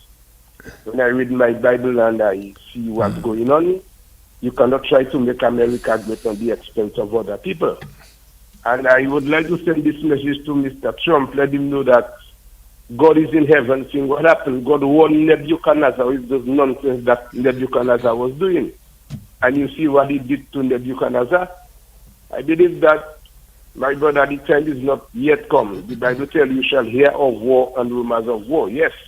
But it's not the way Donald Trump wants to go playing as though he's Antichrist. He wants to rule the world. No.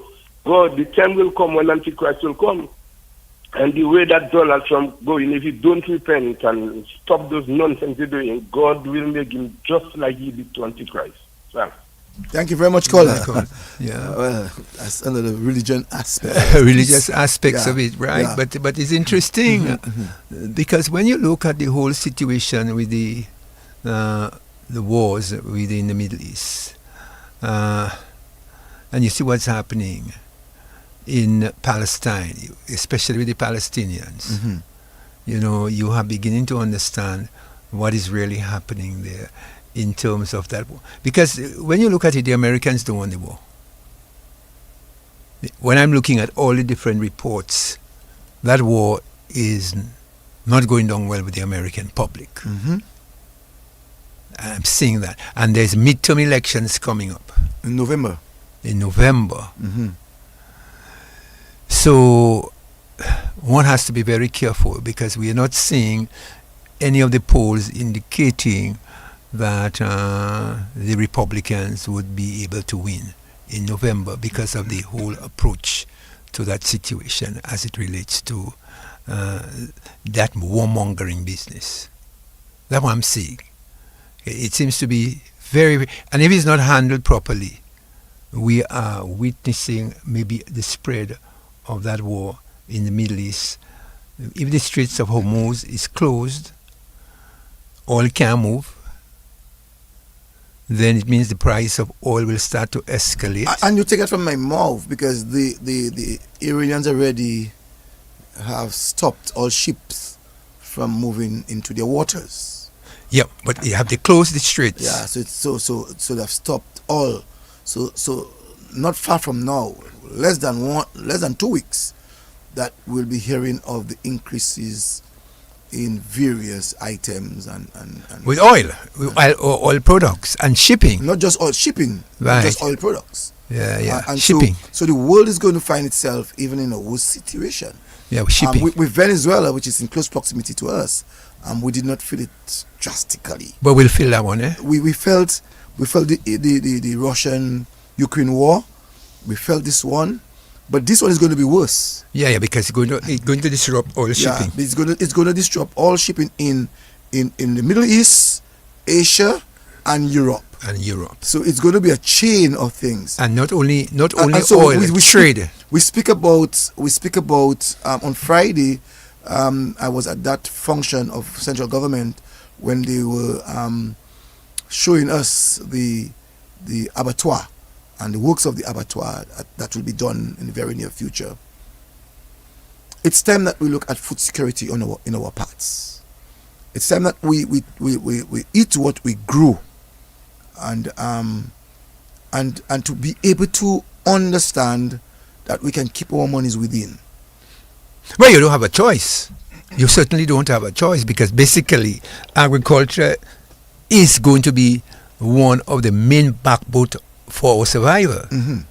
Because with the disruption of trade, which I see coming, it means that we're in a situation now that we have to begin to speed up our food security. Mm-hmm.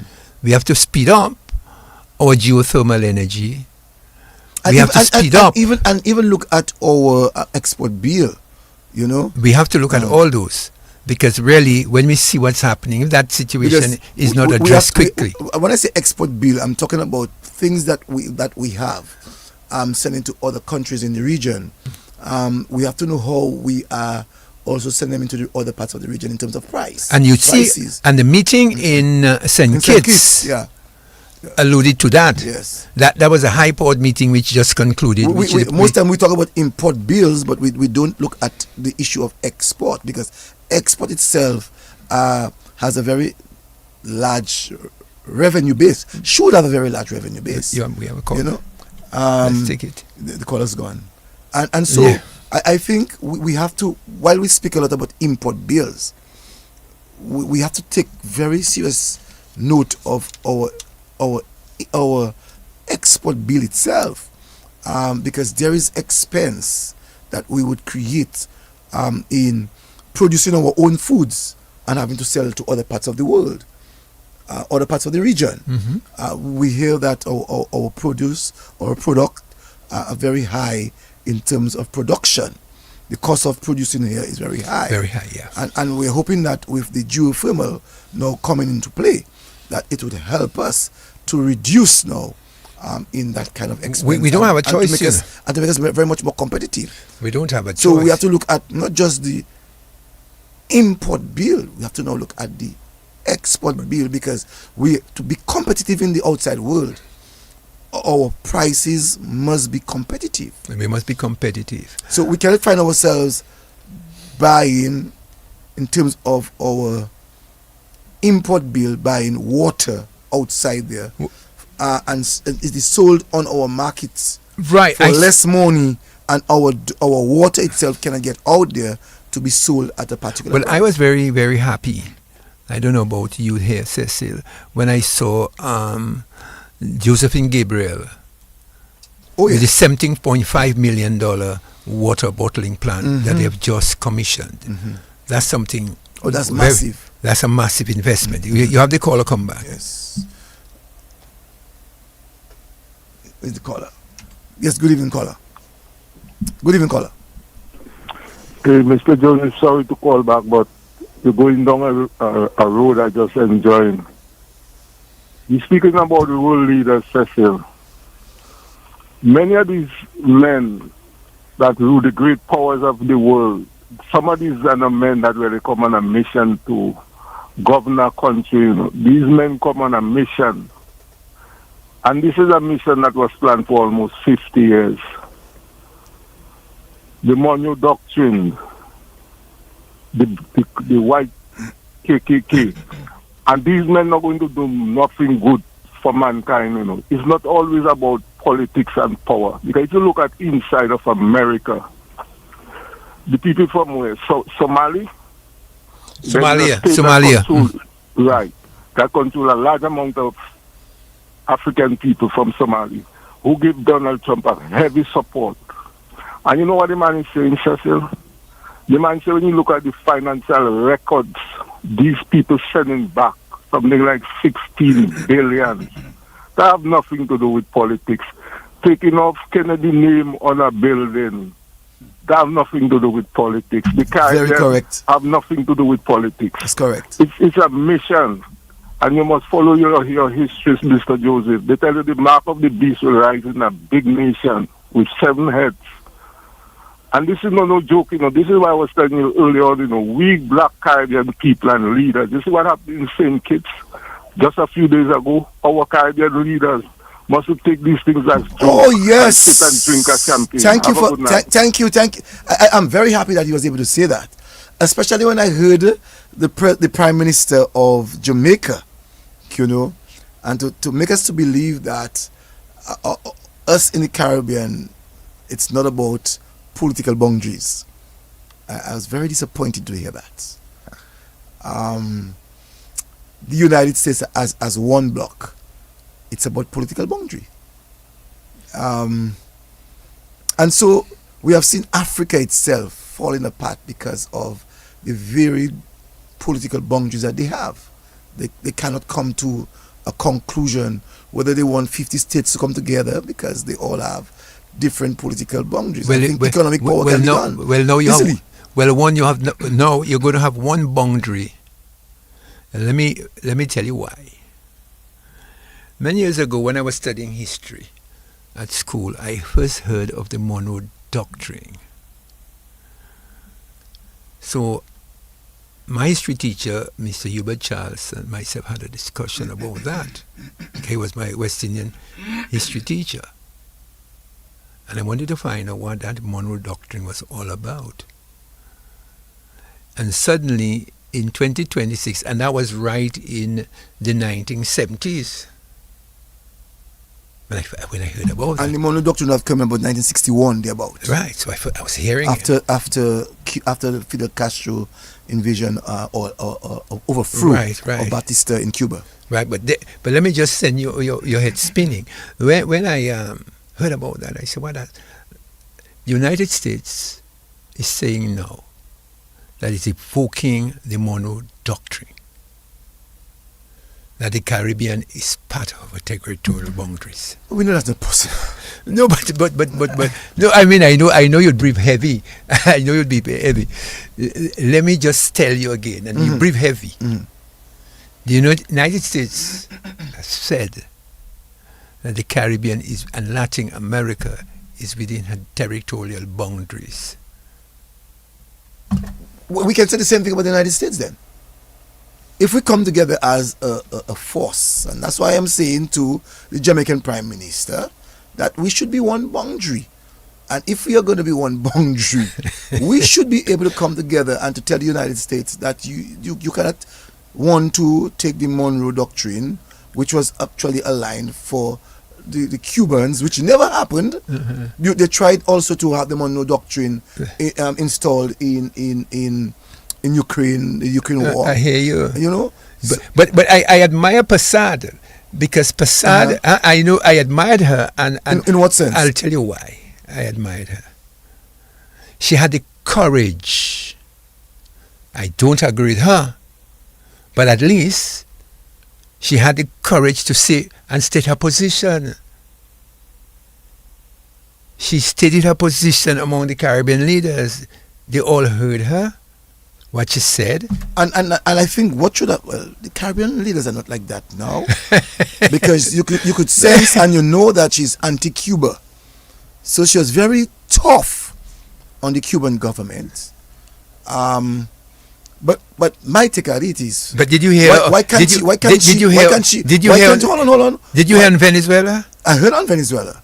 I'm not surprised her statement But on you heard Venezuela. her. I'm not surprised on her statement on Venezuela because of close proximity. But you know what is going on in Cuba. Why can't you now give a shower in hand to the people of Cuba? Why you're trying why are you bent on trying to make us think? And you know she's in the United States, eh? Well, you mean physically now? You don't know she's gone to the United States? You didn't know? No, I didn't get that. Well, go and read your news. So she's now. That's why Donald Trump has not made a statement yet to the rest of the world. My brother, he's requesting of her to support his action and Israel action. No, my brother. The Caribbean is changing fast, you know. Because you know, for instance, in recent time, you know there was a boat captured off Cuba. Yes, you know what it was carrying? Do you believe what it was carrying? But it showed the Venezuelan showed the Cuban showed it. Mm-hmm. You know that some time back, during the time of Fidel Castro, there was the Bay of Pigs. Have you read about that? Mm-hmm. When insurgents came from Miami. Yeah. You know there was a boat captured with the type of equipment. What were they coming to do? To invade. A fishing trip? No, to invade. And we know that. So what are they doing? Haven't you heard that?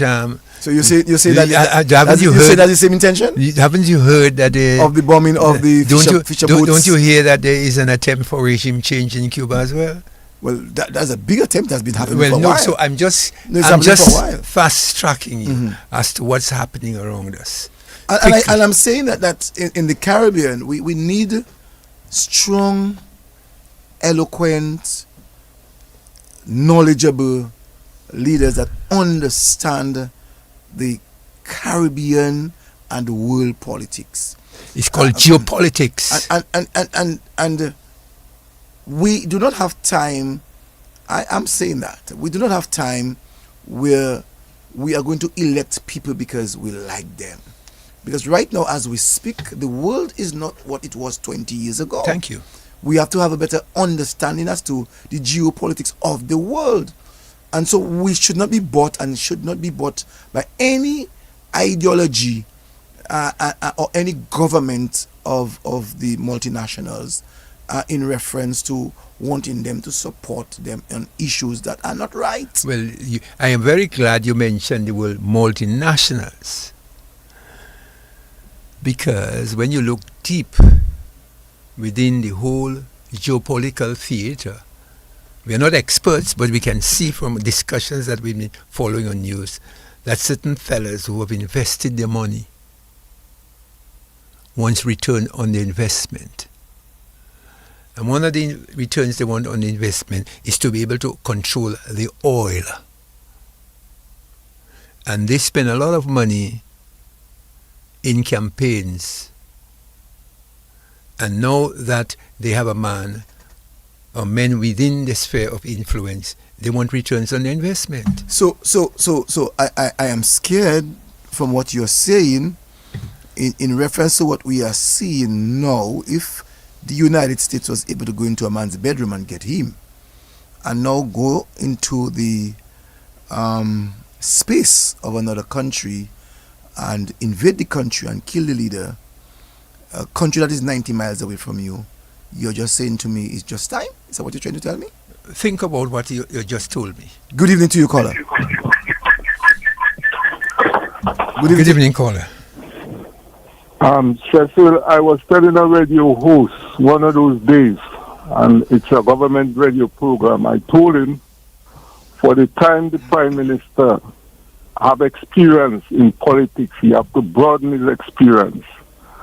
We know what happened to Cuba and how many 20-something attempts on him. He had an intelligence service in his body, which was from the Russia, could indicate to him they're going to be a coup against him, just like what you see happening in Burkina Faso. The Shahweh is well set up by the Russians because they have the high-tech radar system. Some of them they carry it in the body as a chip, can tell them an invasion going to happen. So those are the knowledge you have to, as you're saying, you have to start, the Caribbean leaders have to start together. Because the American is blaming us for drugs, but they're sending the guns to us. So why we cannot protest? And I told them, if Rosie Douglas was alive and Walter Rodney from Guyana, Rosie would go up to a big country like Guyana, like Jamaica with millions of people, and have a serious Caribbean protest. And if we don't go that way, Cecil, we're not going to make it, because Leah Motley tell them that the heads of Caribbean leaders the last time in Washington's heads of meeting come together and work together. We don't. You see that embarrassment in St. Kitts. The leaders supposed to know that, because I heard the Prime Minister say some time back, you don't know why you're going to Caribbean Summit meeting to make no sense, because we cannot even trade. We cannot send our produce. We cannot even get a license for some of our boats to go to some Caribbean island. Cecil, this is serious. Have a good night. Thank you very much. The last caller there is making quite a lot of sense. We have to know, and that is why we saw the destruction of the federation. If we had stayed together as a federation, Adams, we could have seen much more success. Who destroyed the federation? Well, Jamaica started it. And who ended it? Trinidad ended it. 9 from 1 lives? If not. Good. And so we are seeing today that even at the last summit meeting there, I was again surprised at Trinidad and surprised at Jamaica. That's going back as far back as 65 years ago with the same attitude, 59, 61 attitude, How do you call it? 10 from 10 from 1 live not. Nothing. Right, So here it is right now that Donald Trump has just about 2 years in government. 2? About that. Almost 2. 2. Because he would have come in 1 year. Because the election was in 2024. November 26. And 26. Almost so 1 year he was inaugurated in January. January of last year. Yeah. So 1 year. So you have 3 more years of Donald Trump fear to the world. And in that 1 year span, in 12 months, Donald Trump, or I should say in 13 months, Donald Trump has been able to turn around economies of the world, has created greater fear into the world space. And when I say that, I'm talking about Venezuela that we saw recently. We saw most recently, which was 2 days ago, we saw that of Iran. We know that he's speaking of Greenland.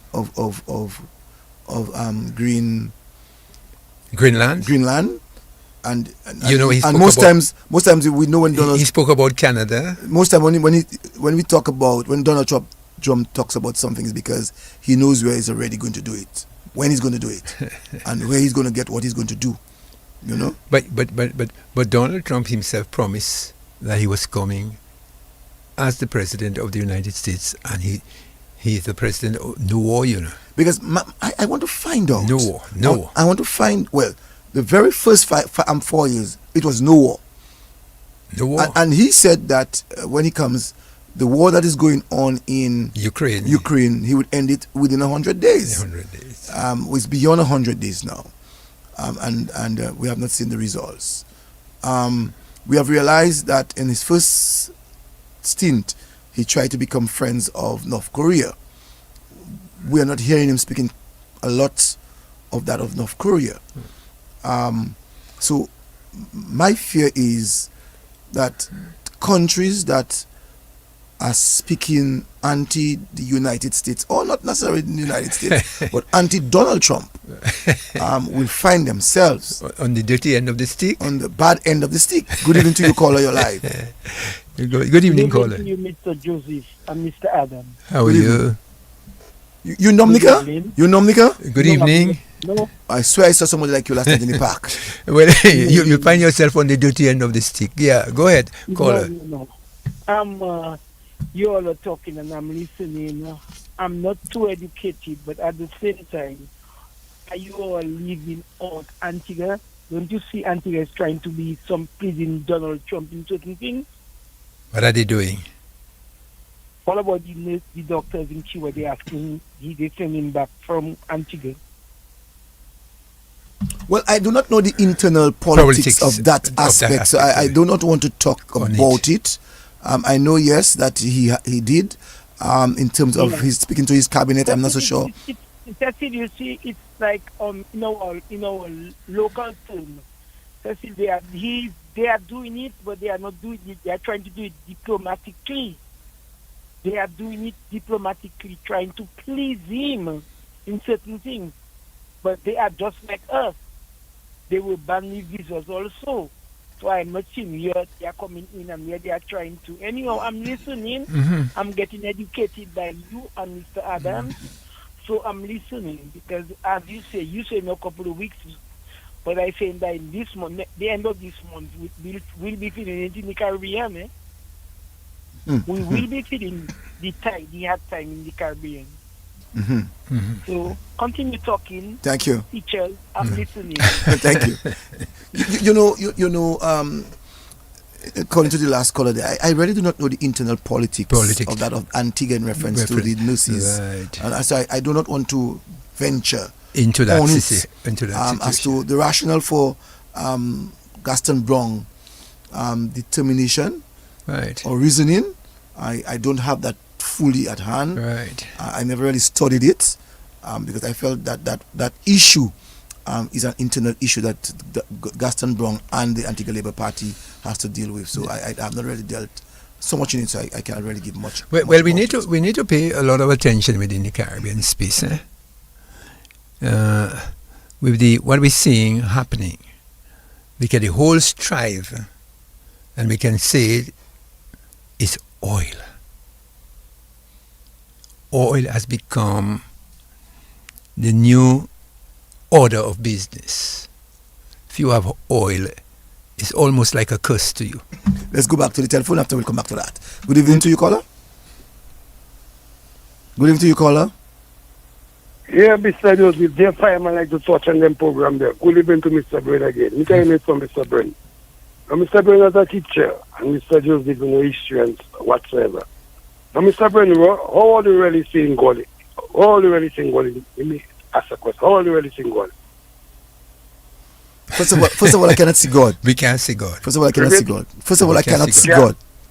So it means a supreme being. Power man. We can't see. Okay. Supreme. Okay. Yeah.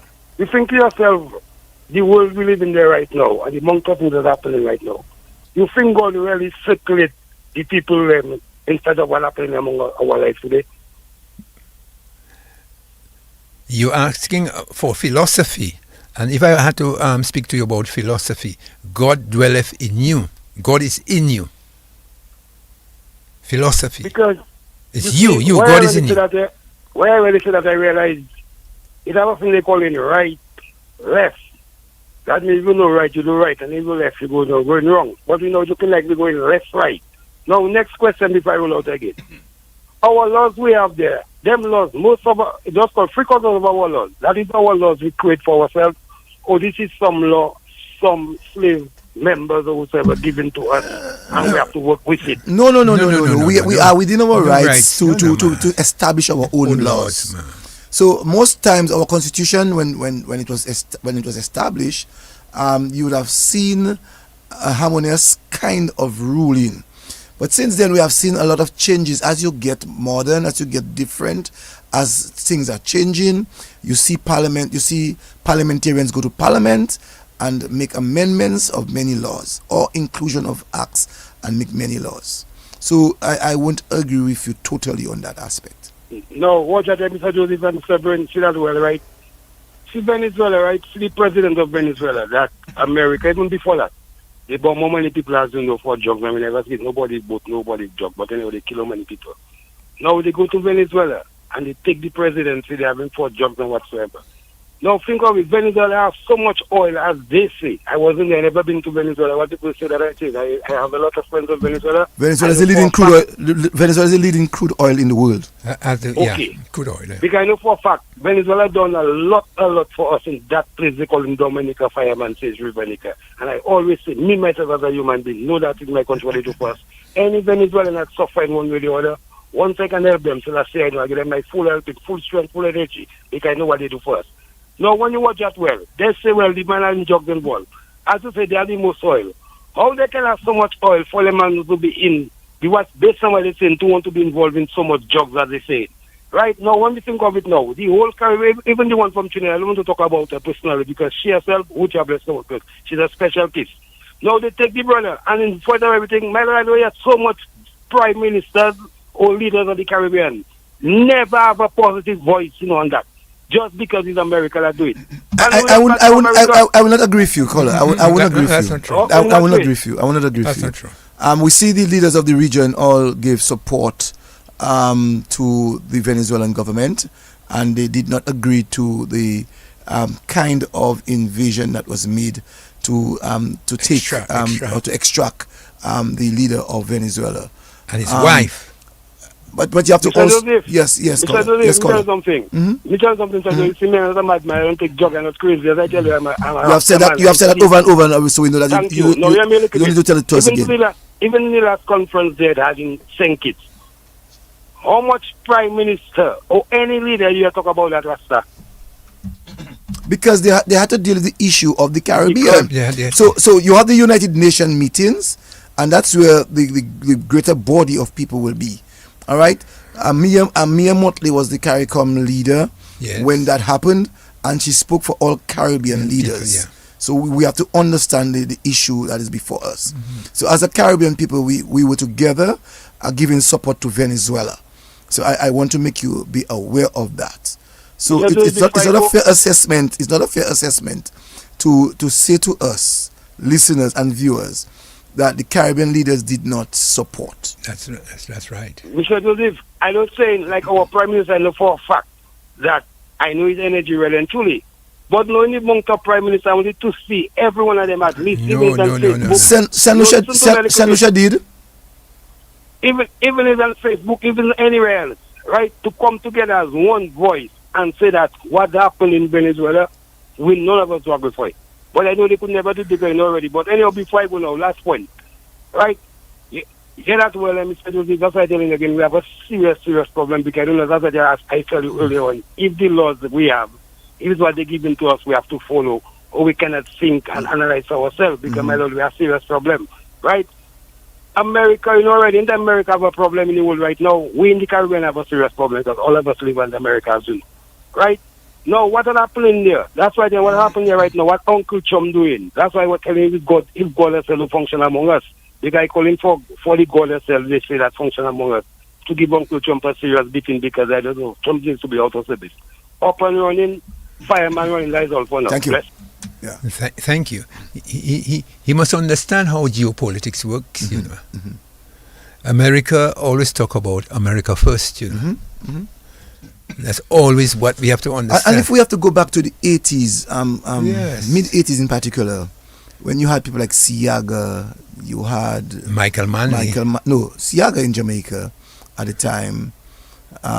You had Eugenia Charles. Yes. You had this guy from Grenada. I'm trying to remember his name. You had what's his name again? Eric not Eric Williams. No. Eric Gary. Gary Gunsons in '79. Yeah. I'm trying to remember his name in Grenada, but they were all right wing. The leaders of and Barbados was Tom Adams. Tom Adams, yeah. You know, so all of these leaders in the You're region, right wing. they were right wing. Yeah, Americans. To a certain extent, Veerbird was in the middle. In the middle, yes. In the middle. Bradshaw in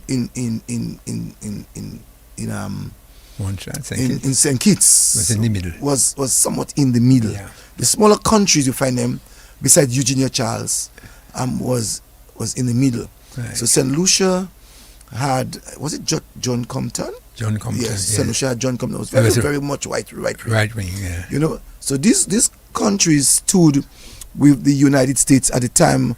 Was George Bush? Not George Bush. It was this guy Ronald Reagan.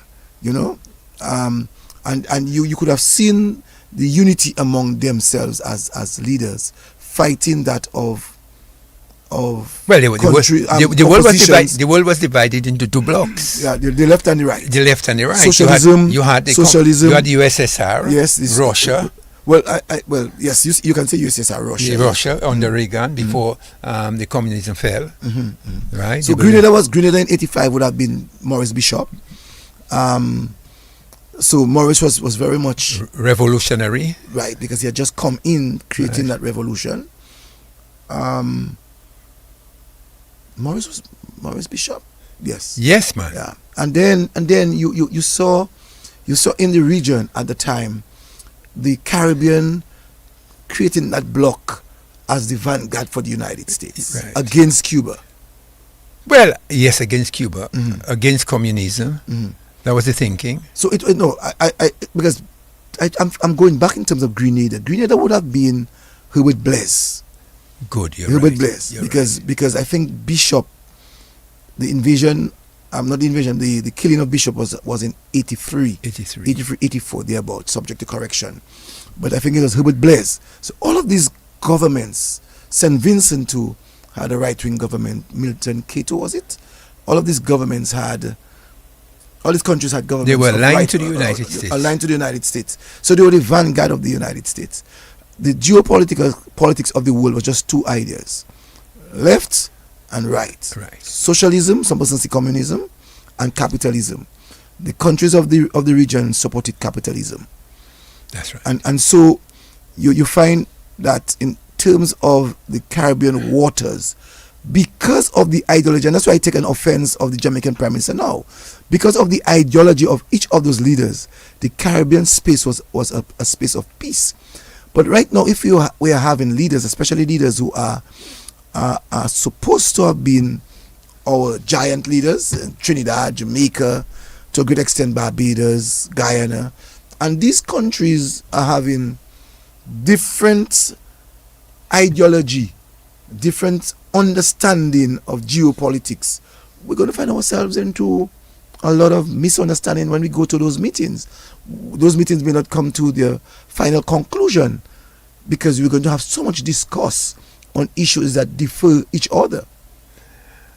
Well, basically, in St. Kitts, it was the first time we had seen so many leaders gathered for a very long time. Heads of states gathered for that discussion. But it was a serious discussion because you had the Secretary of State, Marco Rubio, coming to address them on the issue of the Caribbean and the United States stance on certain geopolitical situations. And he would have made it clear to them what the United States position is as it pertains to the Caribbean. And I think, though, too, a lot of our leaders, if you really search deep within, that before they took political office, and that's why I like Roosevelt Skerritt, because he has been a scholar of politics for many years, even from school. So many of those people came from good employment, and they were asked by political parties to run, and eventually in the process became leaders. So they have a good understanding, a good grasp on geopolitics or even regional politics. And that's why I'm saying, even here in Dominica, we have to be very careful of how we go about selecting people that are relevant. And I use my opportunity word, relevant for the time. Well, Cecil, you have to understand that you don't just get into politics, you have to have experience. Because here it is that you're understanding very well how you must survive within the geopolitical space. You have to be able to navigate. Because remember, there are certain things that can be used against you. One, there's certain leverage that the United States has. Sanctions, one of them. And that is the fear of the Caribbean. The fear of the Caribbean, because we are small in population. Right. Sanctions on you. That we are scared when we hear the word sanctions. Because even with the sanctions that was placed, the Supreme Court of the United States has ruled that the sanctions are not right. They're illegal. Are illegal. Yeah, the sanctions are illegal. And many a times our populace do not hear that, do not know that, and do not study that. And hear what Trump had to say, that the sanctions that he placed, that the Supreme Court has reduced it to 15%, and they are putting the enemies of the United States because they're allowing China to rise. And you heard what Trump said. And Donald Trump would rather go into the courts. And knowing that the courts will take many years before they could come to a decision. They came to a decision. So he will take that bold move and do things in an illegal way. No, they came to a decision. Yes. They said that the sanctions of 50% is not right. And they took a decision on that. But you heard the kind of statements that he made in retaliation to the Supreme Court. And everybody's waiting to see what will happen. What do you think is going to happen? Well, the courts have taken. So if, for instance, the courts have taken a decision, and because the judiciary is independent of the political operatives, the courts is independent, And once the courts have taken a decision, the decision of the court, Supreme Court, should be final. It is final. Yeah, no, it should be final. It is final. I'm using for Donald Trump, it should be final. It is final. Good evening to you, caller. Yes, good evening, gentlemen. Good evening. Good evening, my brother. How are you? While the subject matter is extremely relevant, I think we have deviated from one of the key sources that I would like to focus more on. What's that? Which is food security. You came up with that. Post security? Food security. Oh, food security, yes. We need to focus a little more on that. Spend a little more time, because the geopolitics we know is power, is wealth and everything. But you can have power, you can have wealth. But if you don't have food to survive, you won't have wealth, you won't have power. So let's focus a little bit more on that, and we can find some time to have a nice little history lesson in the very near future. Give me some heads up on how we go about this whole food security. I love food, I like food, and let's see what we can do about that matter. Thank you very much. The caller is right in saying that. But it's also important to, before you get into the understanding of food security, that we must understand what would cause us to focus quite a lot on food security. We must make people to understand that if we do not secure what is our own, that we will not get what we require. But so the world, in terms of the geopolitics, what we are now seeing, we now have to tell ourselves, what do we need to do as a people? What do we need to do as a country? What do we need to do to secure ourselves, not only on the backs of food, but many other areas? But you see, to understand the whole aspects of food security, you see, there has to be a prologue. That is an introduction into that. Why do we get there? Because remember, trade is a very important matter for us. And whilst we're talking about food security, you have to understand how we are going to achieve that. Because remember, when we go back, and the caller should remember, that the United States played a very important role in destabilizing, I would say for one, in terms of the banana industry with Chiquita and Dole. You know that for a fact. We had preferential treatment in Europe, especially in Britain. And the big players were able, even if we were producing, but we were not being able to get that protective market. So even if you produce, yes, for food security for yourself, but the excess you need to export. You need to export, so you need to have the markets where you can export the product to. So all these are important, what I call economic things we must follow. So we produce, yes, for safety, but how do we export? To whom do we export the excess that we are producing? And then the caller needs to tell us, yes, we can produce for us to be able to survive in terms of national crisis. And so we have to understand that food security exists. Not in isolation. Not in isolation. It cannot be, it's at all time it has to be there. Because if you're not getting, first of all, if you're not getting your fertilizer on time, you have a problem. If you're not, if your labor is poor, or if your labor attitude is poor, you don't get that security. Right. If you haven't got reliable labor, right, to come out there on your farms and so produce. It's not just talking about food security. There are certain, we have to look at other aspects, elements, certain aspects that will guarantee food security. So we cannot be speaking about food security and we cannot get isolation. We can get our farmers to be producing what is expected of them to on produce time. We cannot be finding ourselves talking about food security and we require 20 tons of dashing and we can only get 5 tons of dashing. Thank you very much. So we have to, when we talk about food security, we do not just speak of food security. So there are some things that as a state, as a country, that we must put certain things in place. And I'm saying that is why the socialist countries have been doing well time gone by, because they understood food security. And in so doing, the state must take full control of food security, meaning that they must put rules and regulations to ensure that if you say that we need 20 tons of dashing, the lands that are available, we should be aware of the lands that are available. Right. We must understand the labor force that we have to talk about food security. You don't tell me about food security and tell me that we need plenty fish. Or we need plenty dashing. Or we need plenty dashing. Or we need plenty fig.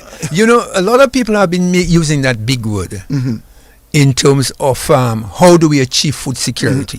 But there's certain aspects that in fact, let me just tell him about food security whilst he's talking. I went to the market on Saturday. I could find no beef. There was no beef. And do you know what the farmers, the fellas selling the meat tell me? They cannot find animals. They cannot find cows. And that's a fact, because every Saturday I go to the market, to the meat market, to get my beef. So when he's talking about food security, he has to talk about different aspects, because agriculture is not only about growing fig, dashing, lettuce, tanya, and not only that, animal husbandry as well. As you're saying that, we have to look at food utilization. We have to look at food utilization. Why am I saying that? Go ahead, Cecil. Because food, we're talking about, we need to nourish our nation. We need to give good food to our nation. So when we talk about food security, the utilization of the proper foods that are required needs to be taken into consideration. So we must know if we need vitamins, if we need minerals, if we need carbohydrates, if we need the balanced meal. So we need to know, when we talk about food security, that all of those areas, so the Ministry of Agriculture and the linkage of the other ministries must start to work together. And you're talking about food security, that is what we need to talk about in reference to stability. We must talk about stability. If we can't talk about stability in terms of ensuring that we have food as we go along, because what we are seeing in the world today, that's why our import bill is so huge, because we are not able, by virtue of our small population, we are not able to do the proper analysis to ensure that we have. Let me look at the whole thing again. Do you know, Cecil, I went to buy a Julie mango quite recently. Do you know the price they were asking me for one Julie mango? $2? $3. Then I went to buy some grapefruits. Do you know how much they asked me for free grapefruits? $1? $5. Hold on. $5? There was a Calypso recently, I think 2 years ago, done by Lady V. No, it's not. Everything in the market is $5? I went for free grapefruits. It was in a plastic. $5. Do you know how much they ask me for 2 dashing? Well, dashing is expensive. $10. $10. That I know. Good evening to you, caller. So what is he talking about? Don't like a joke.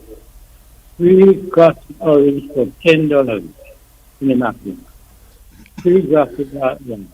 Some of them is 2 and it's $10. Thank you. Thank you very much. Thank you. So you see, when we talk about food security, pricing has to be important. That's what pricing is part of it. They're talking about food You know what security. I'm saying? Even if you have all the food and I don't have the ability to purchase it, how will I be able to survive? So that's the point. So the physical availability of foods are important, as we said. The whole economic and the physical access to food is very, very, very important. Very important. Labor is important. Production is important. As a matter of fact, labor is much more important than any other. So my caller, we have to pay attention not only to what's happening here, but we have to pay attention what's happening over there. So that's why I saw the importance of talking about. We have to talk about the global situation affecting us, and how does it affect us, and what we as a people now require, the demand. If the price of fuel goes up, the cost of living goes up. Let's go back to the telephone. Good evening to you, caller. Listen to that. I put some fuel in the market. Then up with the social security. I asked the woman how much for the pill. She told me $7 for one, right? A green pill. $7.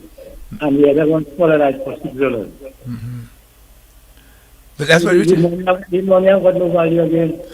No, but it will be worse. If, for instance, if the price of fuel goes up in terms of, the cost of energy, it means that you're buying one grafted mango for $3 or whatever you say, 3 grafted mango for $10. Don't you know how much you'd have to pay? So it's very important to us. And when I spoke about stability in reference to food security, I'm looking at, because we have always heard government made mention of our weather pattern or weather condition. And so one of the areas for a consistency of our food security, we have to look at our weather condition. Thank God we have political stability. If you have instability in government, your food security is going to be another aspect of challenges. Even economic factors. And when you look at the economic factors, we have to look at the unemployment rating, or the unemployment rate, or we have to look at food prices as we're now talking. Mm-hmm, mm-hmm. So if you have, according to you, a pound of dashing for $10, a pound of dashing for $10, it tells me that there are a number of people who may not be able to purchase one dashing for $10. They might resort to the export bill and buy macaroni, and the nutrients that we're talking about will be missed. Or by the utilization of the proper foods that we require. Or by his ramning. But that's it. If he goes to the market and 2 dashing for $10, he run in a supermarket, he get 2 ramning, and he cook his ramning. Does he have all the nutrients? No. Mm-mm. Because he's checking, by the time I come to buy dashing, fig, fish, vegetables, right? He may not be a man eating meat, but Does he have money? And many times when we look at the food security, right? Brain. Yes. There are other countries that might depend on us as a country for some of the same foods that we are looking to. Right, but I want him to tell me, if, for instance, the cost of this production is so high, wouldn't a man prefer to run into a supermarket and take his rationing? Good evening to you, caller. Good evening, gentlemen. You guys are right on points with food security. And when you were talking about like the prices of gas, with what's going on in the world today, with America and the war that's going on, in the United States, gas prices is going to go up. And as soon as gas prices going up, the food prices are also going to go up, especially the imports like, ground provisions and all that are coming to the U.S. That's going to go up a great deal. You guys say, are you paying $5 for 2 dashing? We're paying the same $5 for 2 dashing. $5. So we're paying double the price, right? Now, when these prices of gas go up and we go to the supermarket, like right now, we will get one little plastic bag of groceries for $60. 10 years ago, at price right, $60 will give us 3 shopping carts. Tomorrow, we might not be paying $6 for a little plastic bag. We're going to end up paying $80. So as you guys are saying, and as you guys are on point, food security is very important. And the problem we have in Dominica is we do not have enough people for consumption. So when they order imports from the United States to put in the supermarkets, because we do not have enough people to consume, and the different supermarkets doesn't come together to do their groceries for the island together to bring down the prices, they are paying more. Because right here, when they're paying for a case of beans, a 24 packet beans, they were paying for that like about 80 cents for just 24 in that. But if now you're buying in bulk, it's going to be cheaper. So with the dashing and the provision and the grapefruits, because we do not have a lot of people on the island to consume them, the prices should have gone down, because it's like it's supply and demand.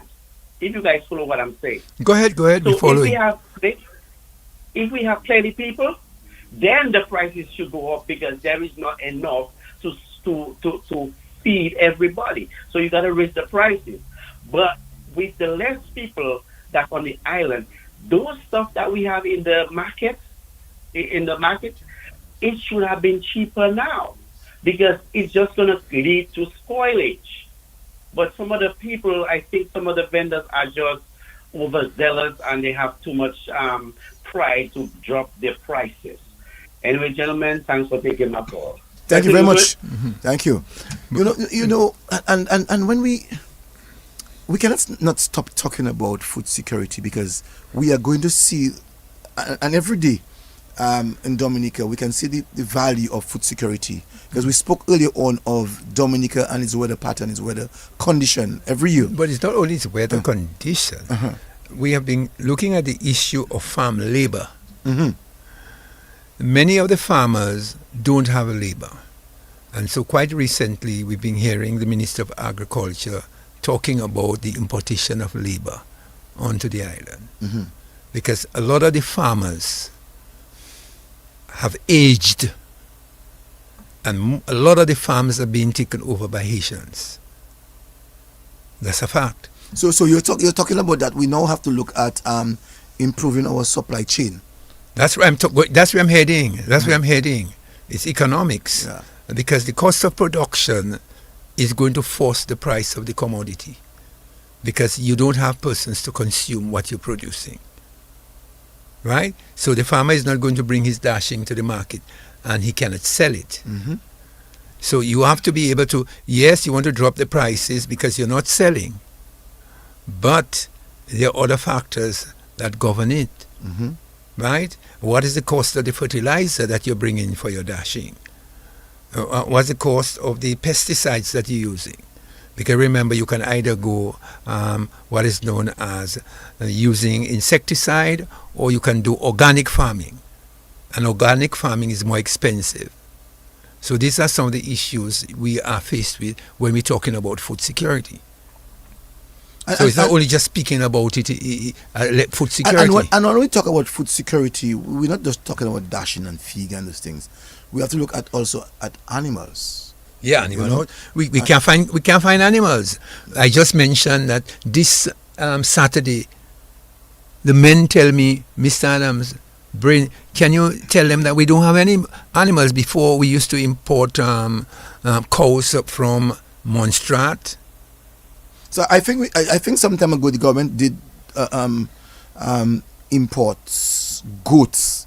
So I think it's an appropriate time now, where in terms of looking at food security, we have to look at meats too. Not just provision. And you made a point earlier on in reference to food security.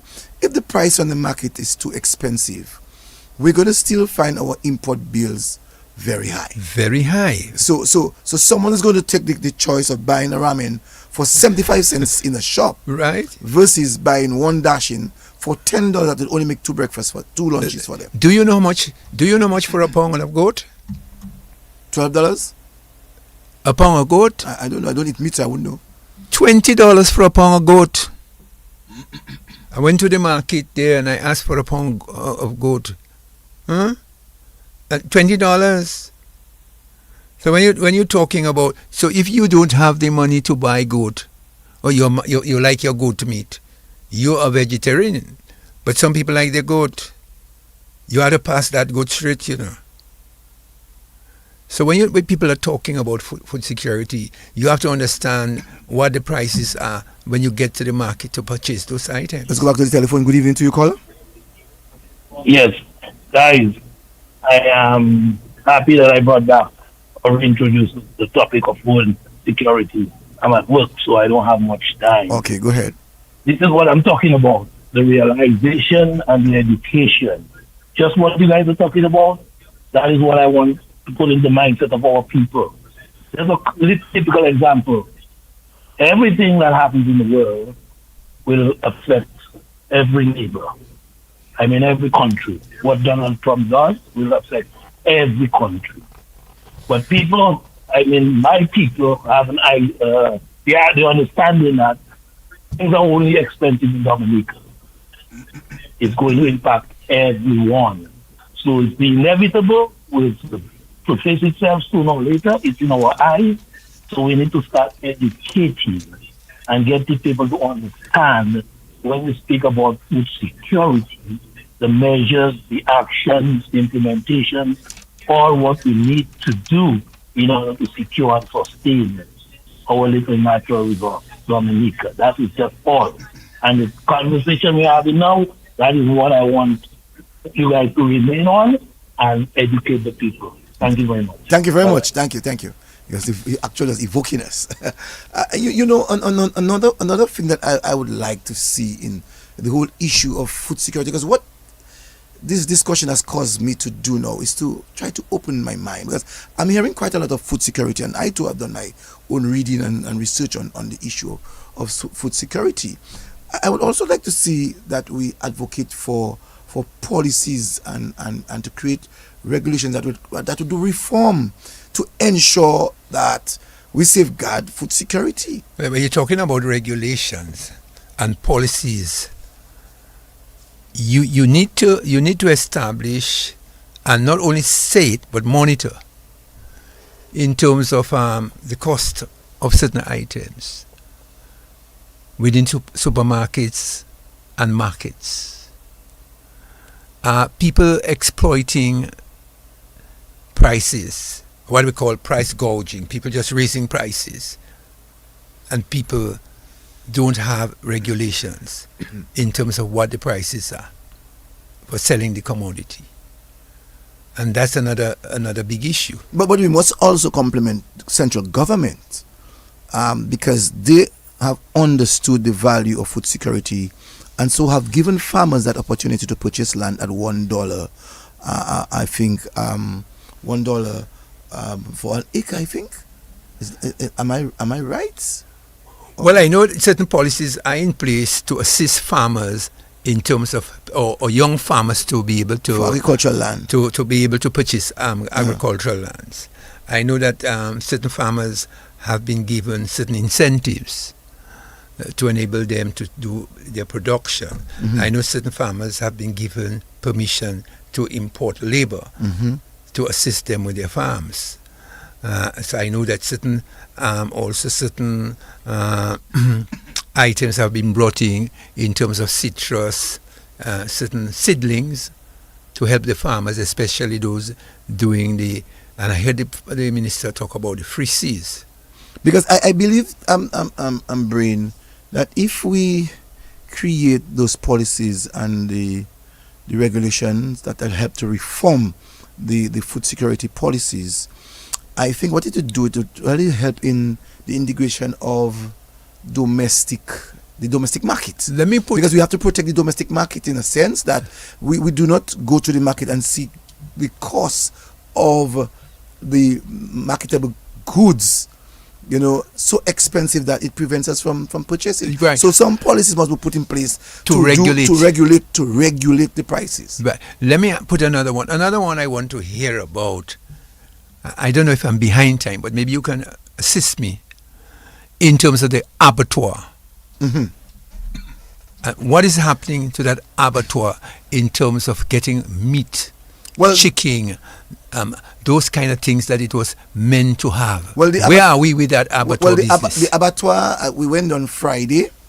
Can you give me an update on what you saw at the abattoir? And what I saw is an excellent, up-to-date, modern abattoir where it has made available to the farmers where they can purchase at least 5,000 fowls in any given day. And 1,000 fowls can be slaughtered in an hour. Now, the abattoir is one of the areas that will help in reducing our import bill and would help in the development of our food security.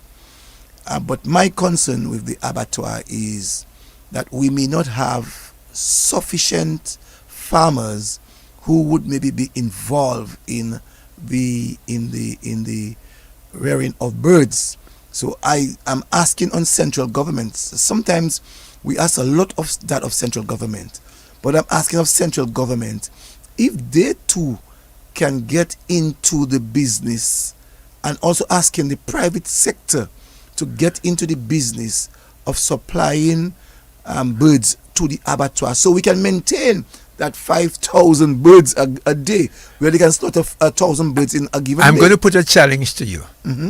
That man Etienne, who is the man behind you, Chad Etienne? In charge. Michael Etienne.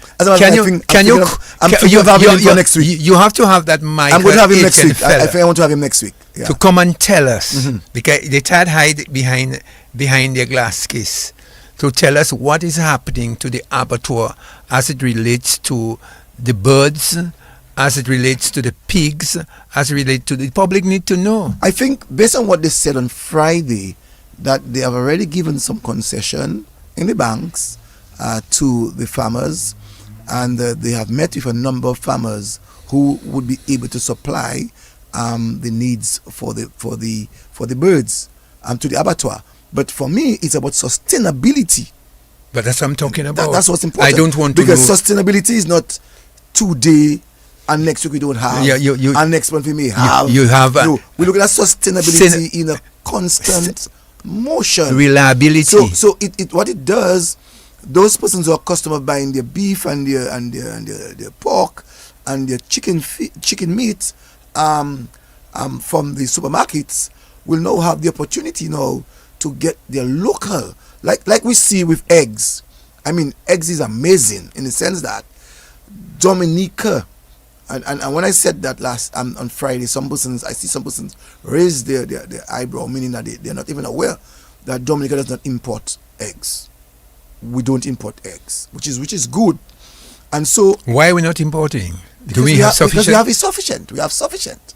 We have sufficient for the Dominica market, and that is a complementary to Dominica. We have to complement Dominica for that, and so the abattoir has to make us rich. And I think in time to come, that is why I believe in that area of food security, that not only that of central government and the farmers to deal with that, but I think the government now has to invite the private sector to get into the business of bird rearing.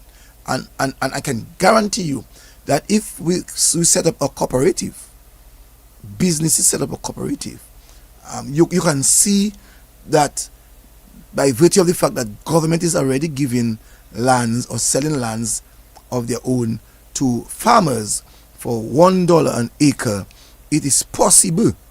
It is also possible that the business sector, the business side of it, can get somewhat of a treatment like that of the farmers. Something different, because private sector is totally different from the farmer. And so I would like to see... But you see, you see, when I hear that the abattoir has the capacity to slaughter 5,000 birds a day, it means that if you're slaughtering 5,000 birds a day, it means sooner or later, as you said, is the ability to sustain that level of demand. It's there, 5,000, and the prices can drop. The more you have, you're able to sell. All right, so I hope that with that new machinery that they have in place, that we'll be able to see that come into being very quickly. And how quickly is that going to be ready? Well, they said, according to the minister, I think they're about by April, May, June, that area there. But for sure, within the first half of this he needs to, Mr. Etienne, brother, you need to come and tell us about that business, about that abattoir, because if you had gone there on Friday, you would have applauded the government. I think it's some $6 million that was invested in this abattoir, and it is a wonderful piece of work. The machinery in there looks very efficient and effective, and based on description given to us at the launching, and I can see in reference to the abattoir, once functional in the appropriate way, we can see great results in the very near future. And that will help us with our food security, because no longer would we have to be importing the volume of chicken that I see we are consuming on the island on a daily basis. Yeah. So you see, what that would also do, because when you talk about food security, you also have to look at creating other environments outside of Dominica. So don't think 5,000 will just be for the consumption of Dominica. I am sure that the abattoir management would ensure that our meat, and by virtue of the international airport, I saw some works of the international airport on Thursday, where they have a holding space for import of our foods, of our goods, and this building is so huge. It is so huge that I think it can take all of the farmers' produce in that area. I think the next time that I go there, I'm going to ensure that some kind of program is created or is made on just looking at that area for export of our produce in the airport. So I'm saying that the airport presence or the international airport presence will help with quick turnover, because you know in quick time you can get your produce outside of Dominica. So when we talk about food security, we should not only look at food security just for Dominica. So some kind of strategy, I'm sure, will be developed to help us to have a greater flow of both that of Dominica's need and that of the regional need. Well, what I'm saying as well, very interesting, But as you mentioned earlier on, in terms of the reliability, because if you have them, let's say for instance, you have a market in Miami for dashing, you want at least a 40-foot container of that dashing to leave, let's say every week or let's say every 3 days. Is the reliability, because the markets are not going to just wait for you, because you have to be able to supply it on time, in a timely manner, and in a certain, what I say, quality management. So the quality has to be there, and the timely movement of that product has to reach the supermarket, wherever it is, on time. And as we see the world is changing quickly, one of the things in the whole area of food security that I would like to see central government, the Ministry of Agriculture, focus on is to do much more research on our present crops. How can we get our present crops to multiply at quicker time? We know that we have to wait 9 months for bananas, maybe 6 months for dashing, that kind of thing. Now we can get tomatoes in 6 weeks. So we have to look at the turnover. We have to now start making research. We saw with the metropolitan countries like China and so on, in terms of the supply and demand of its products or its services to its people, how fast they are able to do it. You might say that they have a very huge population, but I'm saying that we also must start doing more research, because that's how we can sustain ourselves. That's how we will be able to be reliable, if we are able to do some research, and out of that research, how we can really get our demands that are required in a quicker Let me ask you, in terms of talking about research and talking about crops, you know, since the Haitians arrived on the island, I see, for instance, we're able to get certain things year-round. Whereas before we had to wait at a specific time to see it on the market. But my concern in all of this, right, while you're saying this, is whether or not they are giving the foods that they are saying about the correct content of fertilizer. Because sometimes you purchase certain foods, and within hours of purchasing the foods, even in the fridge that you have it in, if it's exposed also, you are seeing the foods are decaying quickly. And that's why I talk about the research. We have to do all of this kind of research, whether the kind of fertilizer that we have to give our foods. The kind of fertilizer, not only fertilizer, the type of chemicals. Are they using the right chemicals? Is anybody checking to see what are they putting in the dashing? How is it going to survive? How is it going to have a long life? So all this, as you said, is in terms of scientific research in terms of the crops that you produce and how well they can sustain themselves over a period of time. And I think it's almost time now. I think the Ministry of Agriculture is doing it, but knowing what is happening right now, the way that geopolitics is, the way that these big countries look at us as small countries in the region, the challenges that we have, because they know that we rely and we rely on their supplies for our continuous survival, that we have to now take charge within the region to see how best we can really supply our own needs. Good evening to you, caller. You're live. What is chemical you're talking about? What is the purpose of it? Of the chemical? Well, chemicals are basically used. We have insecticides, what we call pesticides, and so basically some people use chemicals to control their weeds, and some people use pesticides to control those pests, insects or whatever that attack the crops. So we have two types, and we even have fungicides. Let's go up to the telephone. Good evening. But let me tell you, all the chemical we're using there, you know it have a reaction on mankind. Are you aware it have a reaction on mankind? You talk about chemicals? It have a reaction on mankind, the chemical. Because when you put it in the soil, it's really killing bacteria, killing things, but killing you too. Eventually you're dead. You'll get a slow death, but you'll get the 7 million people last year died of cancer. And they know it causing cancer, yet they still manufacturing it, and people still accepting it. So we're killing ourselves slowly. Thank you. Thank you very much.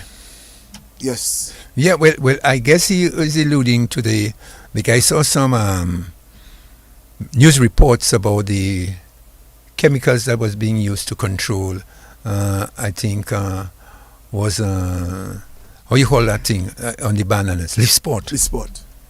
And they were saying that certain companies have been sued for the use of these chemicals, which later showed that it was creating a lot of cancer in people. So there's some reports out there. So we have to understand, yes, there's certain dangers when using chemicals and how we use the chemicals, but agriculture in itself has always used chemicals, insecticides and fungicides to control certain, pests and, weeds on the farms, because, when you're producing, you cannot always get the labor to enable you to do certain things. So all these are issues, that always comes up in discussion when you talk about agriculture. And some of the ways that we have to also look, because it's a good thing that the caller made mention about food security, and I think we can take the opportunity to give people also some of these steps that are needed for food security. Would you be able to help us on that? I know I can think of one. Clean. You have to always have your food clean. Your hands, your counters. We have been hearing that from the nurses every time. And we talk about food security. Even our cooking tools, it has to be clean. So in terms of creating food security, if we do not do certain things, especially looking at cleanliness, we can eventually get very sick. Mm-hmm. Well, that's what I said before. It's control. How you monitor the products coming into the market. Is it cleaned? How is it treated? But all this require certain regulations in terms certain standards. So is what we call total quality management. How you manage your quality in terms of your product, because definitely when they come to the supermarket, depending on how they are, it requires a certain pricing too. Yes, and I think this week, where was I? At a school meeting, PTA meeting, and I remember that one of the teachers said that in reference to food and serving of foods, you must understand that foods that are needed to be served hot must be served hot, and foods that are needed to be served cold must be served cold.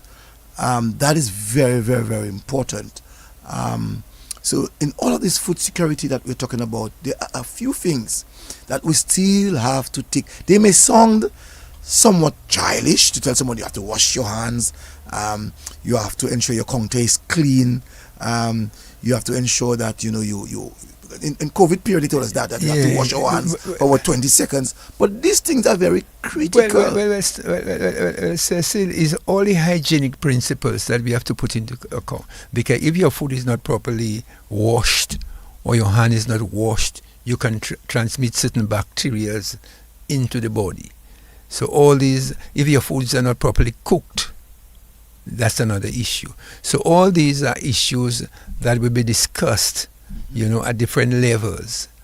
But the first thing we must have is the foods to secure ourselves, and then, whilst all this is going along, there are certain education that goes along with it, so that all this itself costs to wash it, to bring it down, whatever. There's a cost to that as well. So we have to look at, that balance. We have a caller, yes? Yeah, let's go to the telephone. Good evening to you, caller. Good evening. Hi, Mr. Cecil. I think this is the last call. Brain touch a topic there on researching on the agriculture. I've been saying that for a while now, and I think one of those times the Prime Minister was on a program and I was telling him about food security, water security, and by the way, I had to invest in a $10 million in Tapito water, which is Gabriel. And Brain, you have family from the countryside, St. Jolayo. We have the food there we have to eat, you know. We have to do the research, as you say, and it's the right food, and how do you do the farming of it. If you look at the wild yam carry a level of insulin to the human body. Ask for when you see after a woman gives birth, you feed her with wild yam, babaule, that kind of diet. The kai, they all carry insulin, iodine. The cocoy, these things don't use chemical. The fig sikia, they don't use chemical. The red bananas, they don't use chemical. The battery fig, they don't use chemical. And it's how you do the farming. We have all the compound here, like the cardboards. When you plant bananas, you just spread the cardboards under the banana, and you use the potash from the volcanic sand from the sea. It helps to avoid the pests around the plants. Even if you're doing vegetables, you can do a lot of natural pesticide. And when if you do your research in Martinique, they have a high level of cancer. People here, I think, in the region, and some land, they ban eating food from the land. Even the water, some of the waters, they give you a time when to drink the waters. And even the sea between Guadeloupe and Martinique, they tell it's all polluted. And Brain said a thing a while ago there, I think some company, some farming sue France for the kind of lematone and the other one. Yeah. Mm-hmm. France. Yes, so Brain, what you're saying is true, but we have to get back to the basic, because I told the Prime Minister that, and look at the level of trade we trade in food and garments, and we was producing garments here in the 70s, Astafans.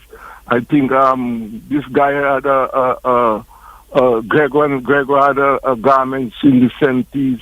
And we cannot sustain with all exporting all that money. And I think Brain, your level of education you're talking on farming is a serious thing. Just remember in the 80s that we had a French bank, and look at the level of trade.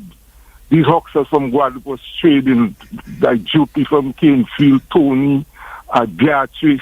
These people that was kicking the dust with the French because they was trading. And when they go there and sell the produce, they would still bring back things they buy from Guadeloupe to come back and sell, like apple and grapes. So we have to get back to education, and that's why I say from the early, the leaders, as Cecil was saying, we have to sit down and find the strategy to survive. Have a good night. Tonight, this call is very powerful. Well, he's very passionate. He's a man into the herbs. He's a herb man. He that's how he makes his money, and so he's very passionate about ecotourism, and he's herbs and agriculture. So a lot of the times people just tend to speak and to say that we have so much and that we can sustain ourselves. Right. But there are so many different areas that we have to look at before we start to really tackle the area of food security. There are so many aspects of it. But one area that I find very fascinating is in the aspects of herbal medicine. Mm-hmm. Mm-hmm. For instance, I know when people have their colds, I know they tell you go for first time I heard it, how they call it, a kind of grass, taipe. Mm-hmm. You know, or if they, for instance, people talk about you're prostrate, they tell you about zuti.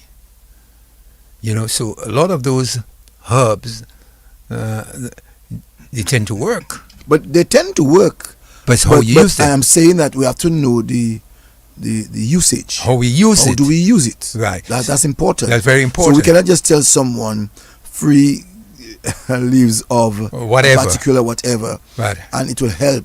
No, that's not what it is. No, you have like to when you know. go to a doctor, the doctor is telling you when you take a tablet, how much in the tablet that you must take. Right. And not only that, the doctor deliberately asks you your age, right, so that they can know the content of what right. they give you. Well, I would think that the herbalist or the man who practices herbal medicine and who is very knowledgeable about it would be able to tell us how much of that we should utilize based on the person's age, based on the person's record, whatever. So I don't believe that these herbalists are just going to just come and just give you free this to take, or he may poison you, overdose you. It's just like the doctor. So I think what we also have is alternative medicine. And that's a very good area that we need to look at, because in that area we find that those days when you go to the doctor, you must be given a prescription. And the prescription that is given to you those days, I find the prices of those medication can be very high. Right. Also too, the herbalist, when he gives you his pricing for his products, that too can be very pricey. Right. So pricing is an area that we have to look at in terms of food security, because if we find ourselves overpricing, you will find that you will not achieve what is required to be achieved. That's correct. In other words, Cecil, is the demand for the product. The demand. Because normally when let's say for instance, there's a lot of tomatoes in the market, the price of the tomato will drop for a pound. If there's a lot of watermelon at a particular time, the prices will drop because everybody has it. But when a few people have it, the tendency where you'll get maybe one tomato for $10. But if there's plenty, then you might find that you may have 10 tomatoes for $10.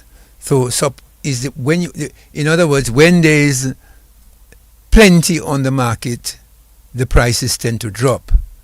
When there's scarcity on the market, the prices go up. So those are some of the issues that we have to be able to discuss. And how do we get volumes to be there at all the time so that the price remain at one level?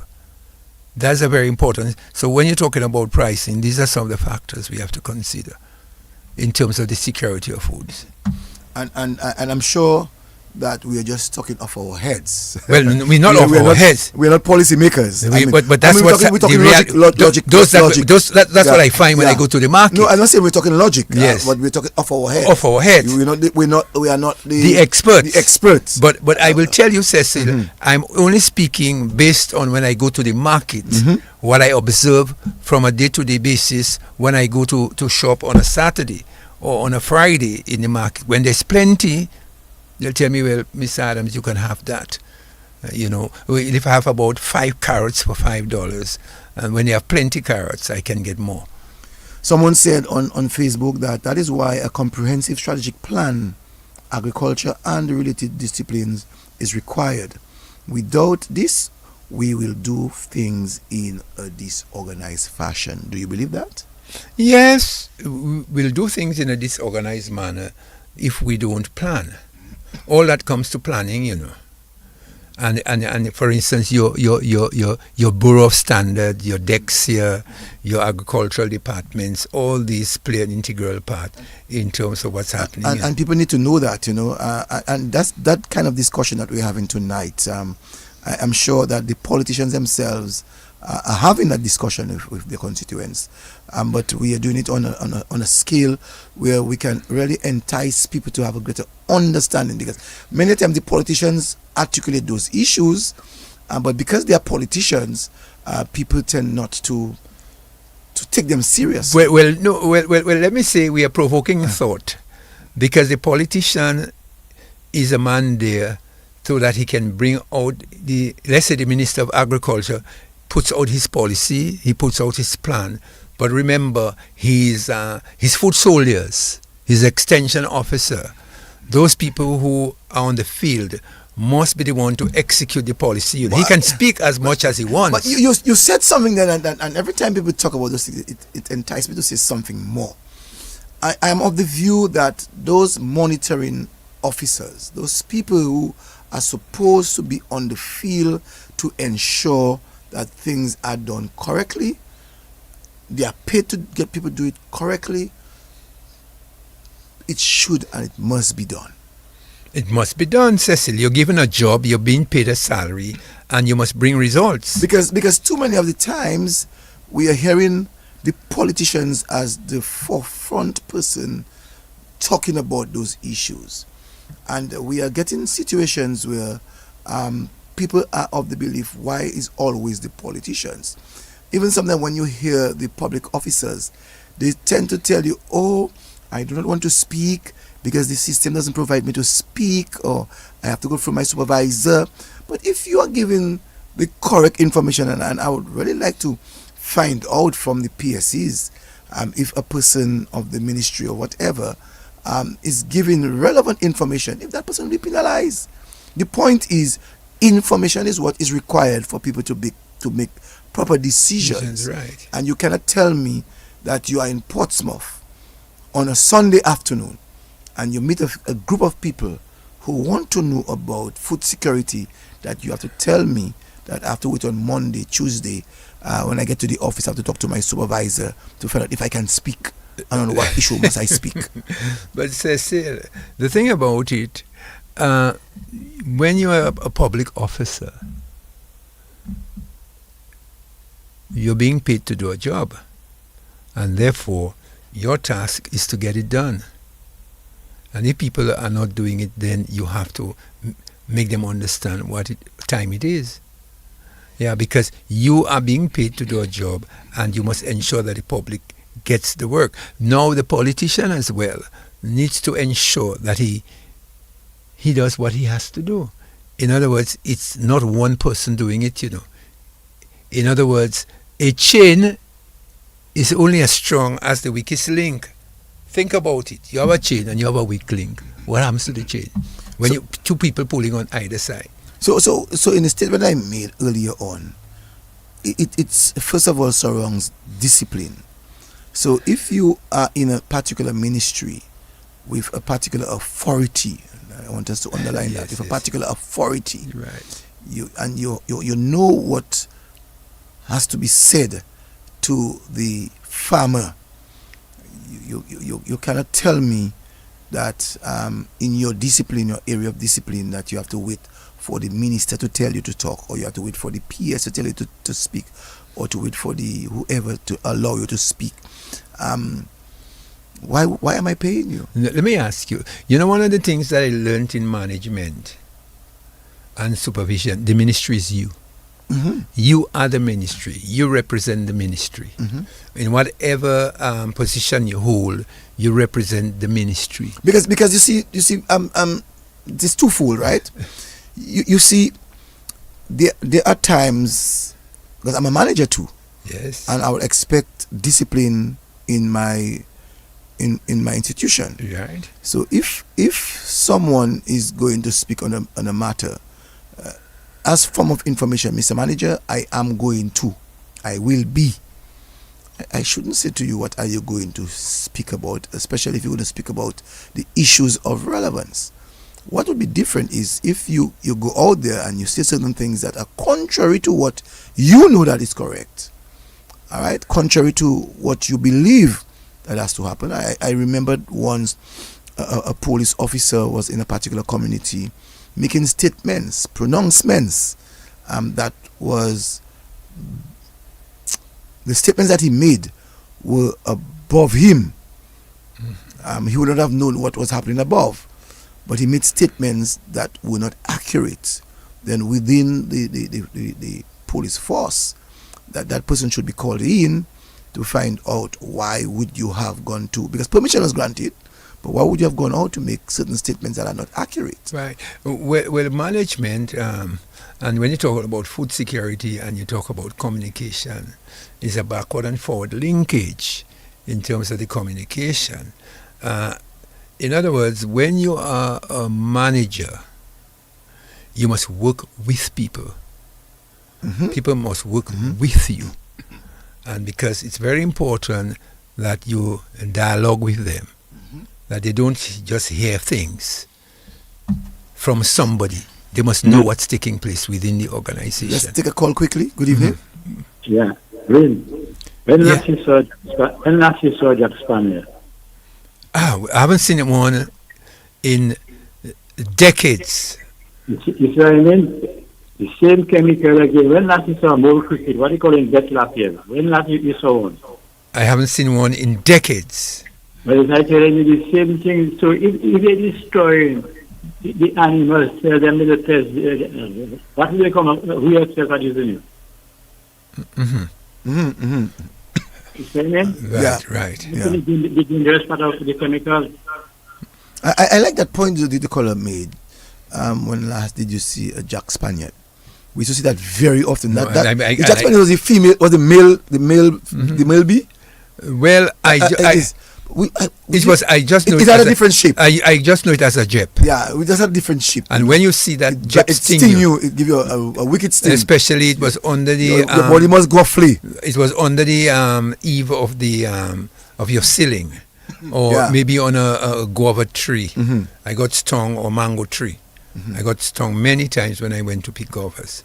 And when the moon was up, your face so that is the research I'm talking about. That before we are to bring in fertilizer or certain chemicals, we need to make a proper analysis to find out what effect will it have on our environment. Right. What challenges are we going to have with our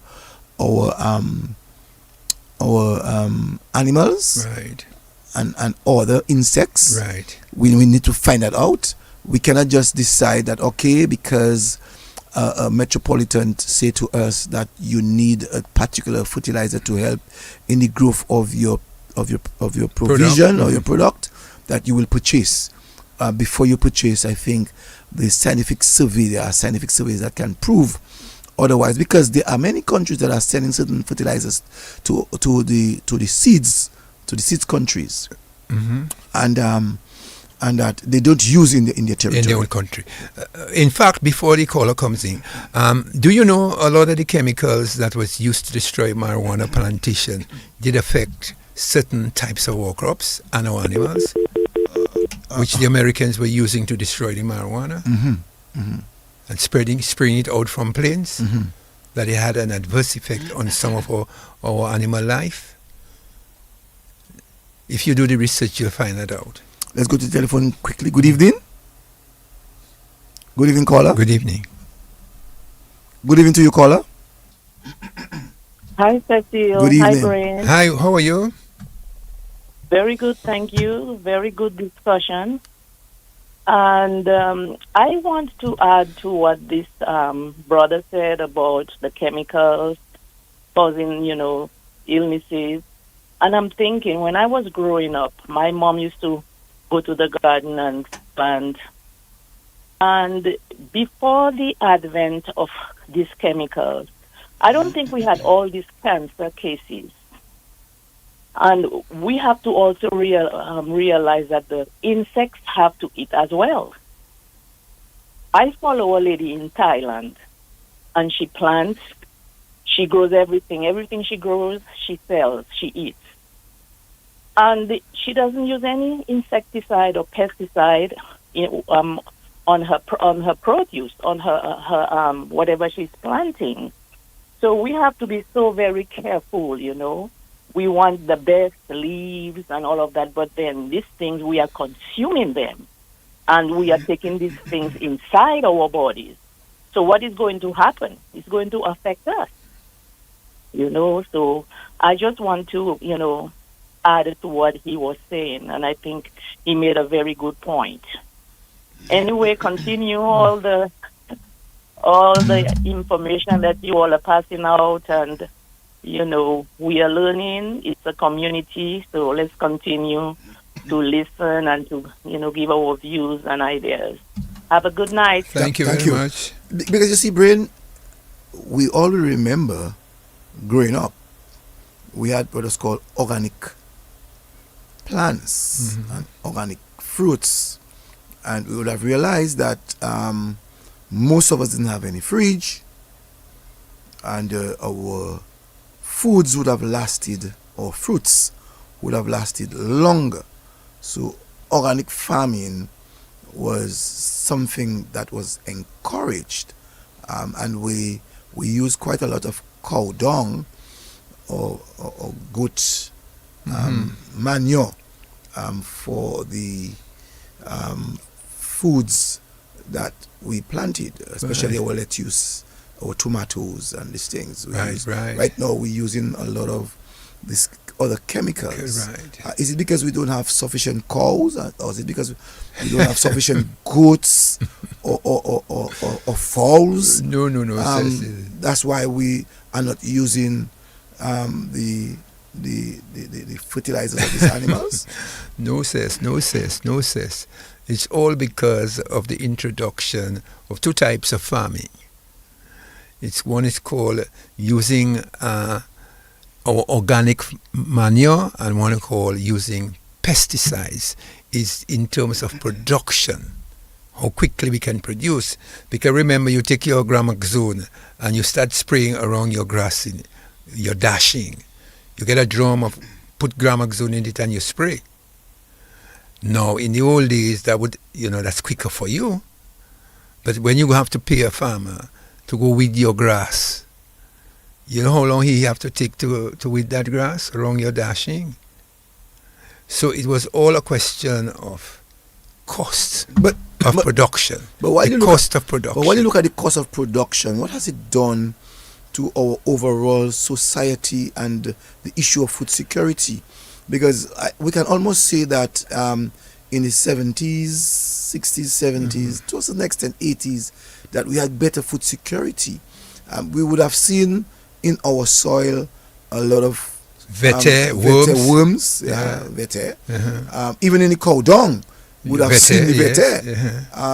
And today, rather than we're looking at cost of cutting the grass, we are sacrificing the health of our own. And I know that in the past, when we peel our foods, we would find ourselves getting a bag and put all of this peel so we can put it into organic farming is more healthy, and the fruits are sweeter when we go organic. But there's a cost to that. A farmer with 1 acre of land or 2 acres of land or 3 acres of land, you're asking him to go organic. So you have 5 acres of land. Caller, so what you're saying to me, that you prefer to look at the cost of labor and looking at an increase in your health bill. Good evening to you, caller. Good evening, caller. No, brother, no, Mr. Joseph, that now. You realize too now, the seeds that we use in well and truly now to bring out the foods, that most of the seeds you have to use the chemicals to do. See that? Now watch out a little bit again. You know, to a fact, cucumber is have a whole heap of seeds. You know, right now, some cucumber don't have no seeds. No, it's real, because I just say earlier on too, you know. It's like, I suspect either they're making certain foods or and that is a serious problem. Because really and truly, you know, in spite of everything, agriculture is one. By the end of the day, you know, our stuff now that creating the agriculture, we need it out of the country, and I don't know where. Because even Santo Domingo product is a kind of disturbed. And now I suspect that same product coming to Rivernica. Rivernica is to have some nice bananas, right? So watch it when they buy bananas in the market, and some of the bananas even have no kind of, what you call it, the oil or whatsoever, some kind of water, just like a lot. Right? And before I go, them farmers now, me tell you something, I don't like money plenty. We only see people pick up money and ground. We're not bringing things in the market.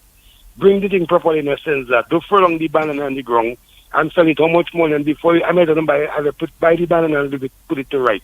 And before you put the banana in your house, time for later on, we can getting black. That means all friend them get it straight. All this selling expensive, give people good food for their money. Up and running again, fireman running good program. I'm listening. No, Brain. As the caller just rightly said in reference to seeds, you know that GM, which is genetic modification, genetically modified foods, modified foods, it's a problem now, because what we have seen is, unlike before, you could have a lime tree that will produce for us limes that would have several seeds. Today, you have lime trees that when they produce limes, you're not getting not one seed. Well, in that. So that's a genetic modified food. But now you must understand GM foods. When we produce it scientifically, it fights all types of disease. We can produce a lime that nothing can attack it. But then hang on. But before you could have no insect can attack but before you could have used that lime seed to produce another lime tree. Right, no man. Today you cannot. We have a population to feed. So GM foods, scientifically, that's how the scientific world thinks, that you alter it, and so instead of having to spend so much money, fighting all these different pests that are attacking it, that we get into the lab and we produce a GM that is able to resist all types of things that are attacking it. I'm not a scientist, I'm just asking questions. Can we look at the evaluation of the modified foods that we have today versus the foods that were not modified? How much sickness, how much our health bills would be like, even when certain pests are infected in those fruits or in those foods? Would you have seen that people would have gotten more sick than they would have been today? I just trying to. You're asking questions which that the scientific world has asked itself for a very long time. Because you have a population. What they're saying, you have a population to feed, and you have millions of people there. No, but there's a big discussion. You have a population to feed at a specific time. But you having a population that their life expectancy is less than 50 years now. No, people argue now that for instance, with the type of scientific things that we're doing now, maybe in the next, and that's a big discussion, so maybe next time we can probably keep a human being alive for 100 years. Someone's on the line. Good evening. Yes, Cecil, it's me again. I heard you all talking about seeds and GMO foods. But we have to realize that man is bringing his own calamity on himself and the whole world. I live in the United States, and I do not buy any fruits without seeds, because all fruits have their seasons. I think this is done for monetary gain, and then people do not want to take the time to remove seeds from fruits. So it's just a vicious cycle, We, in years gone by, we did not have all these health issues. We are eating things that we do not even know what they are made up of,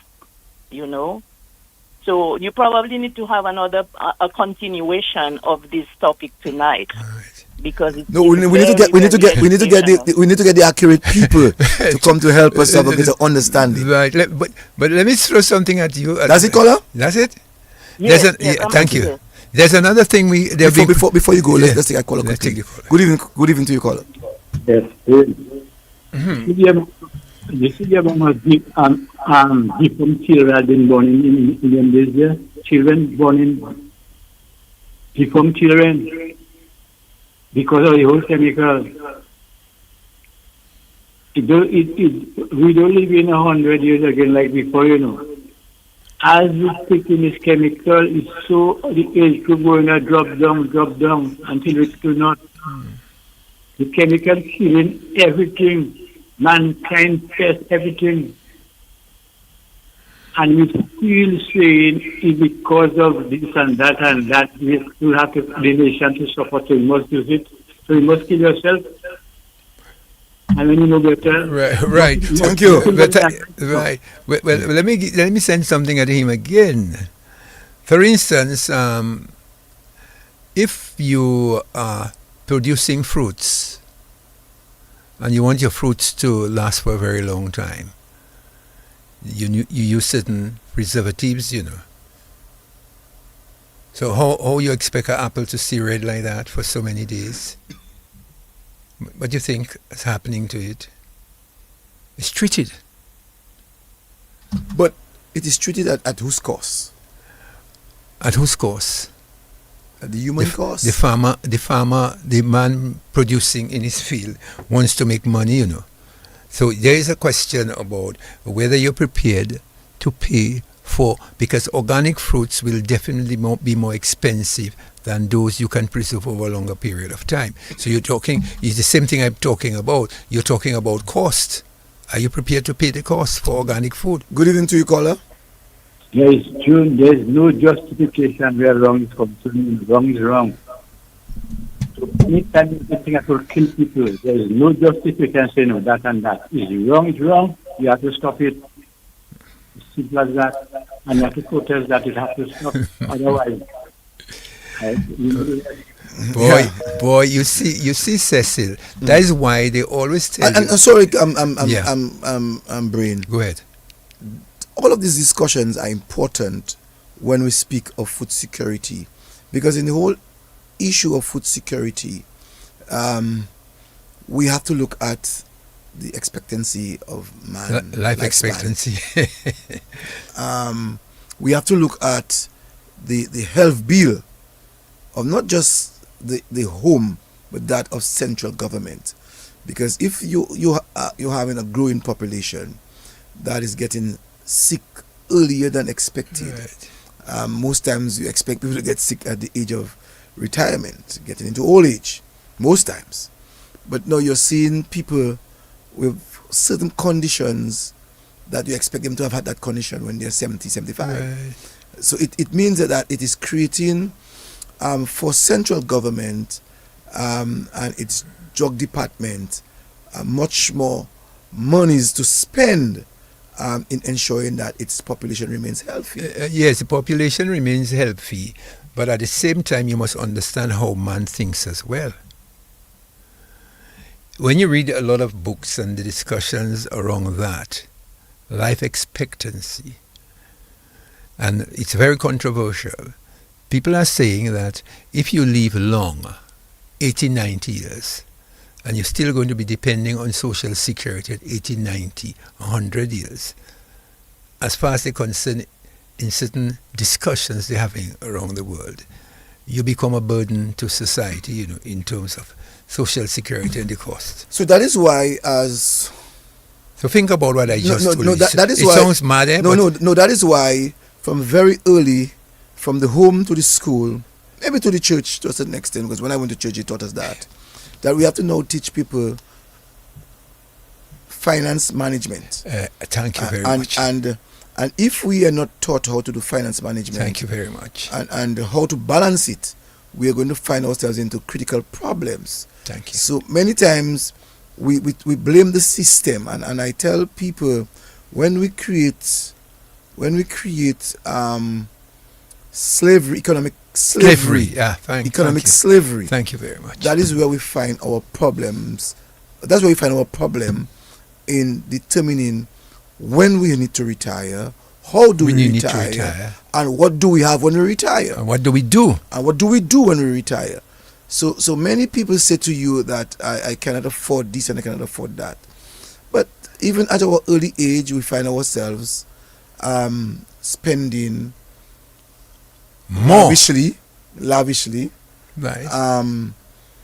And when we spend lavishly, our accounts are not going to be what is expected when we reach retirement. When you reach retirement, yes.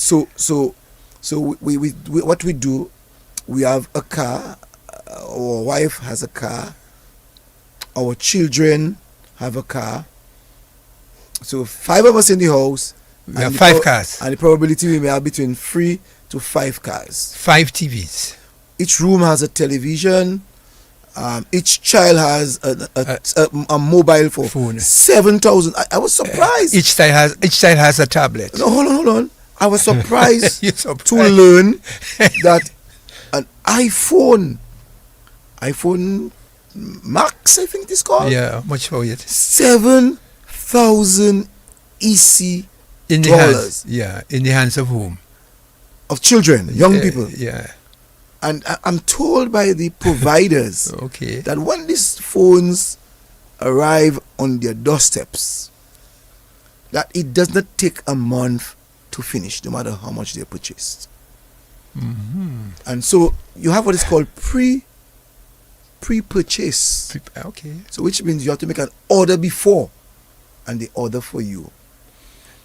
And it's a good thing that you're saying that, because we have to now teach children from a very early age management of finance. And so we have to determine what is priority. Do we decide that when we start to work, our second salary, that we get to the bank to purchase a car? Our second salary. Once we become appointed, our second salary, we get to the bank, because our employer is saying to us that we are appointed, rather than trying to say, let me manage my finance, and put finance into a particular account at a certain time, a certain amount, so that I know when I reach a certain age of retirement, I have a certain amount. Good evening to you, caller. Good evening. Yes, sir. Yes, sir. I'm again here. My nation, I say my nation, because I always talk about Dominican. We have a country, a nation of brilliant people, and of course brilliant minds.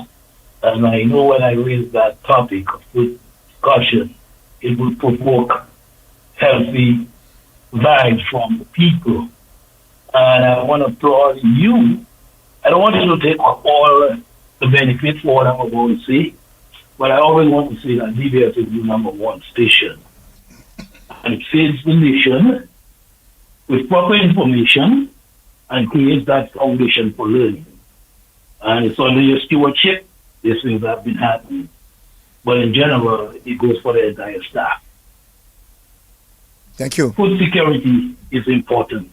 And according to the lady who just called, we need to prolong that discussion. It's too short. Get the right people, bring them in, and continue to educate. Yes.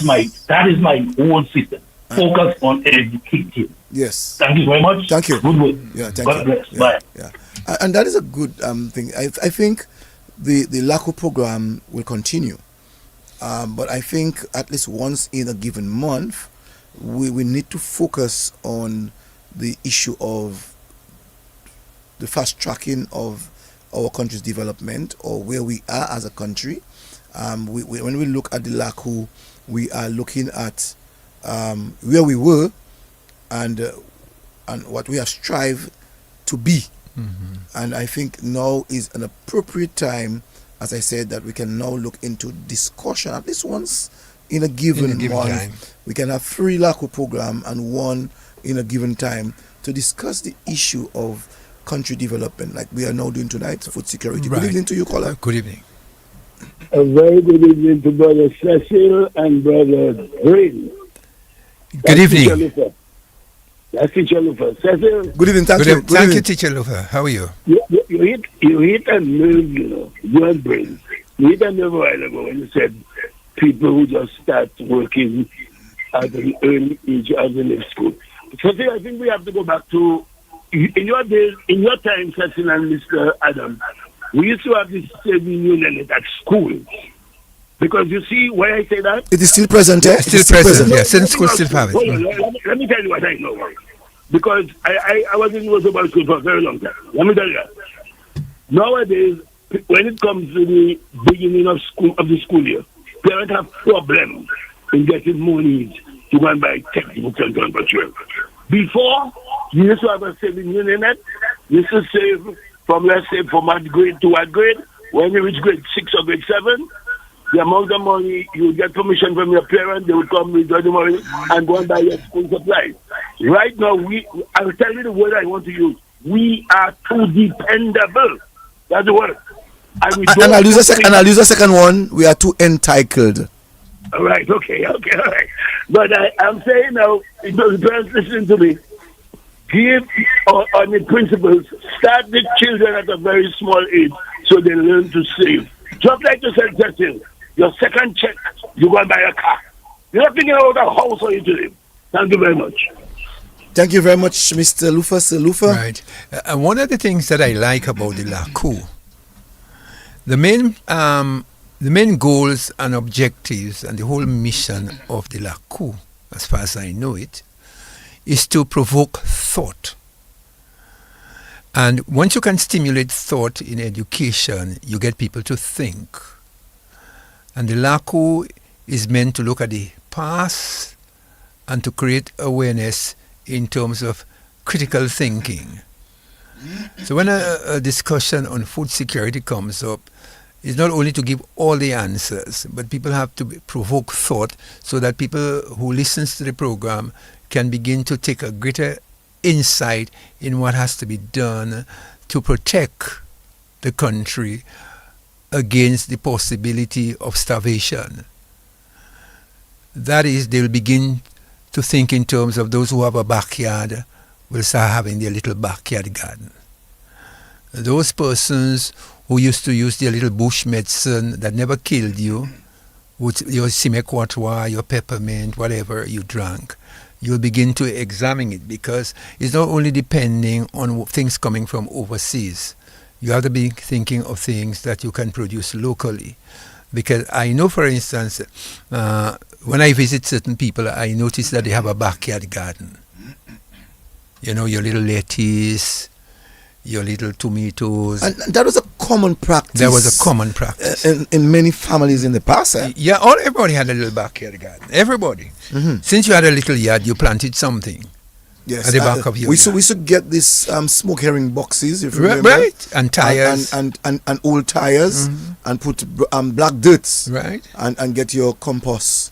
You know, your little manure, as you said, your little cow dung. And you would wet this thing and you would plant your seeds, and within 2 weeks you're coming back. Oh, no, a few days. You know, personally, you come and get your you come and do some transplanting of your fruit or your whatever you grow. Whatever you grow. You know, a person I used to see and I used to admire her for that. She had her little place down, and they still have it there by the fire station. The Fubes? The Fubes. She had that garden on top of her house. And I know another friend of mine. Hello, good evening, the rooftop garden. I've heard him for a while. Oh yes, in Cottage. Cottage, where yes. he has this garden on his roof, and you know he plants his lettuce and what have you. So that is one of the things in terms of food security. All that is food security. All that is food, where you have a little space. And that is important, you know. We need to make, because it's not everything that's supposed to be so structured around government's policy. No. But as family members, we have yards, and we can plant our bananas. We can plant because yam is one thing, you know. When you take yam and you put it into the soil, it grows. Right. And in 9 months you have yam. For Christmas you have yam. Yeah. So we have to know, and I think it has to be an effort that we as family members, not necessarily a policy of government, but as family members, right, we need to also look at our food security, the foods that we want our children to eat, to make sure that they're healthy.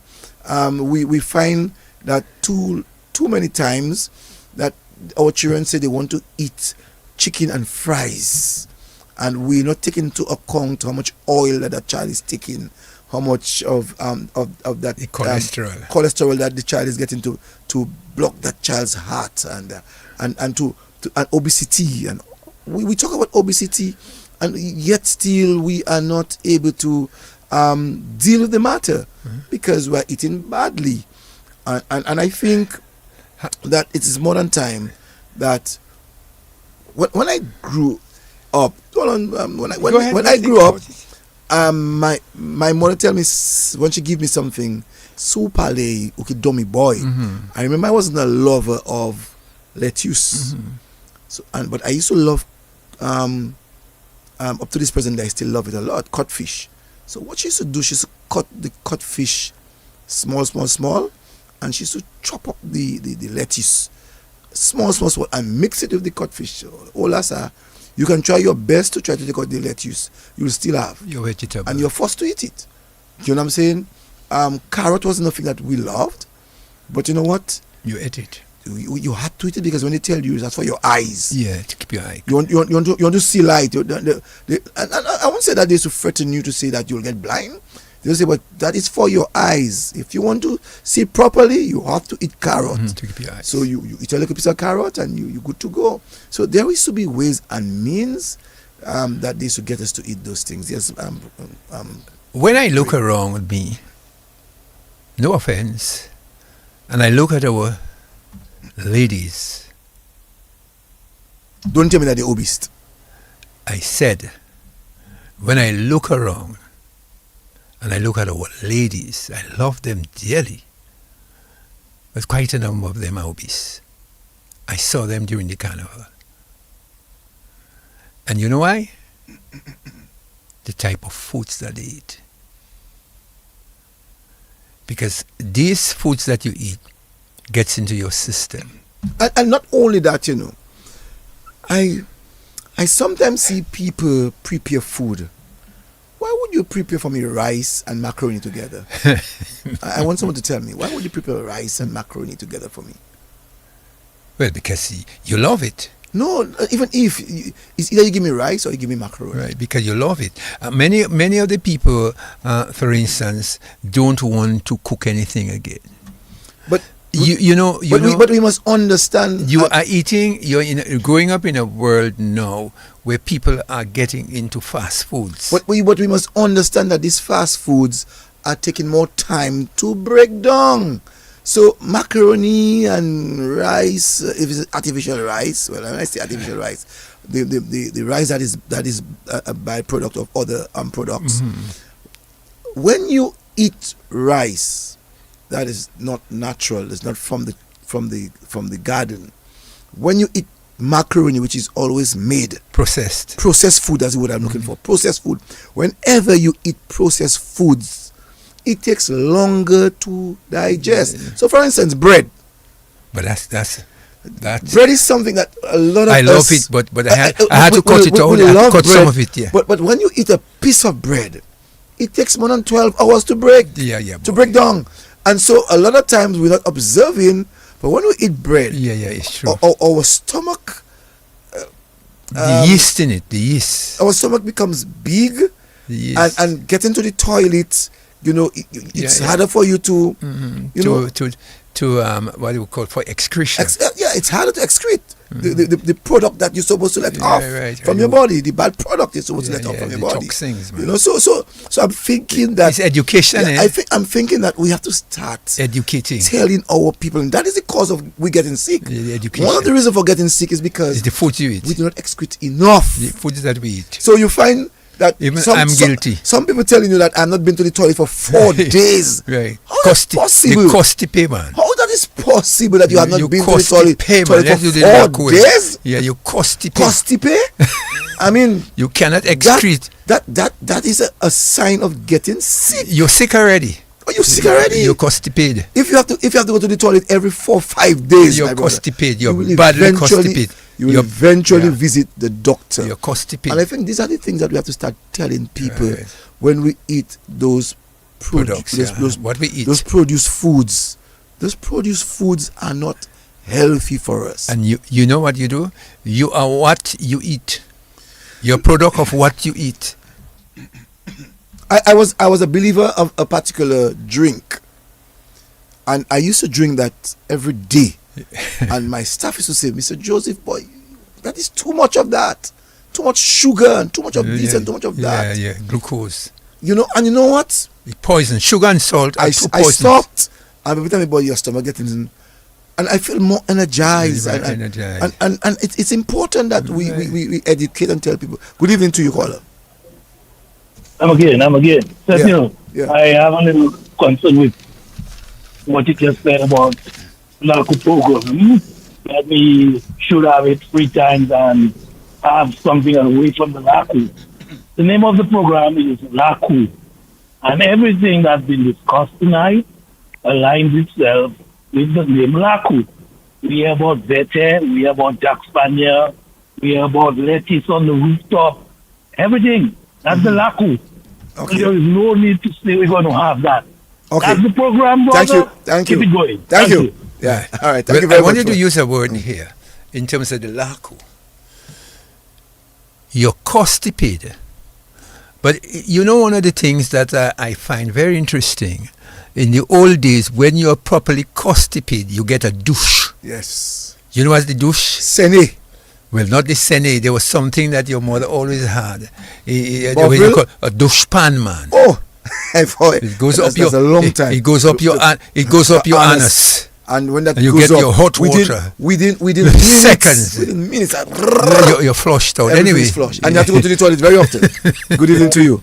And not only that, you know, there's a thing that we used to call natural from the tree, kaskaka.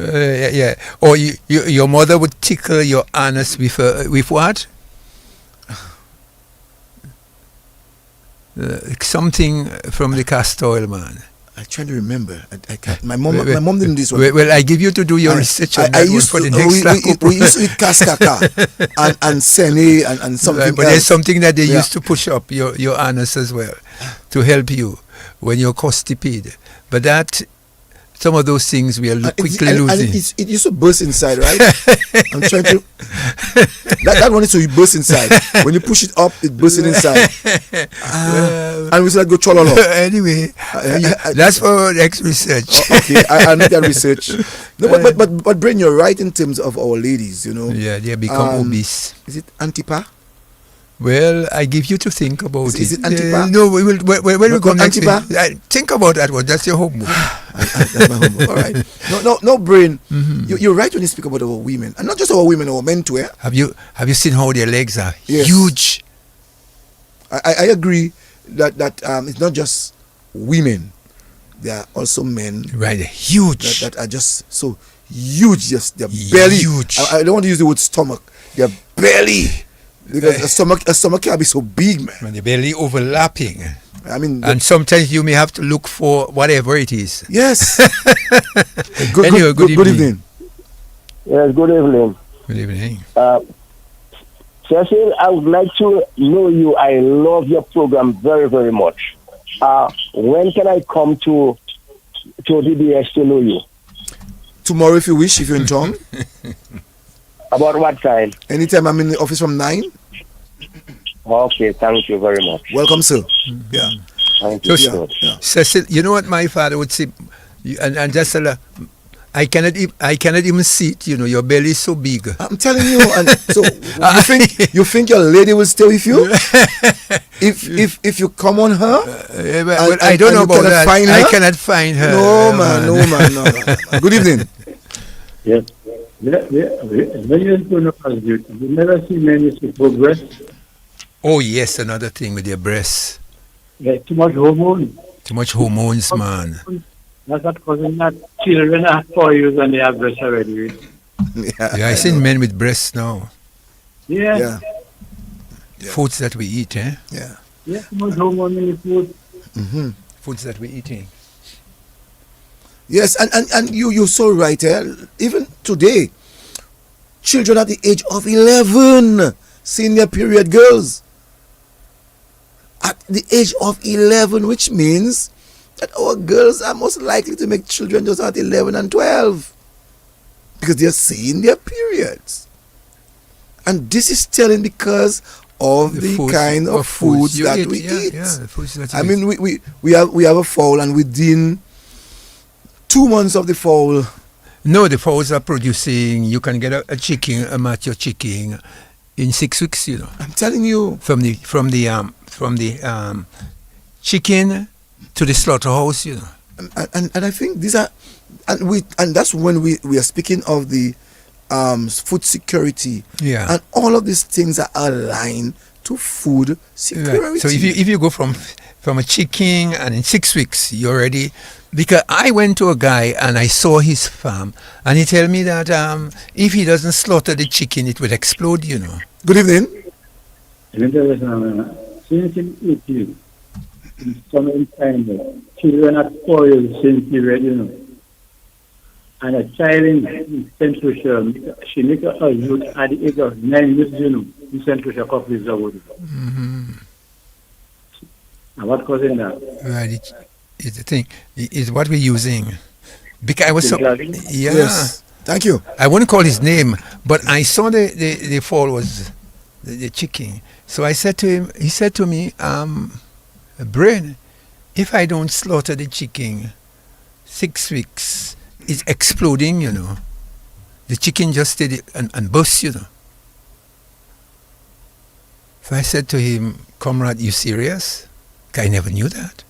And these are things that we have to take very seriously. Yeah, when we talk about food security, we have to ensure that from the ground up, yeah, we secure the ground. That's right. We secure the ground. Right. And to secure the ground, we have to put the right products and the right in the ground, things into the soil, and secure to help us to be secured in terms of our health. Right. So it's not about food security and say we need food security and to say we have a rising population and we have to give foods and we have to do it well. We have to do it well. If we don't do it well,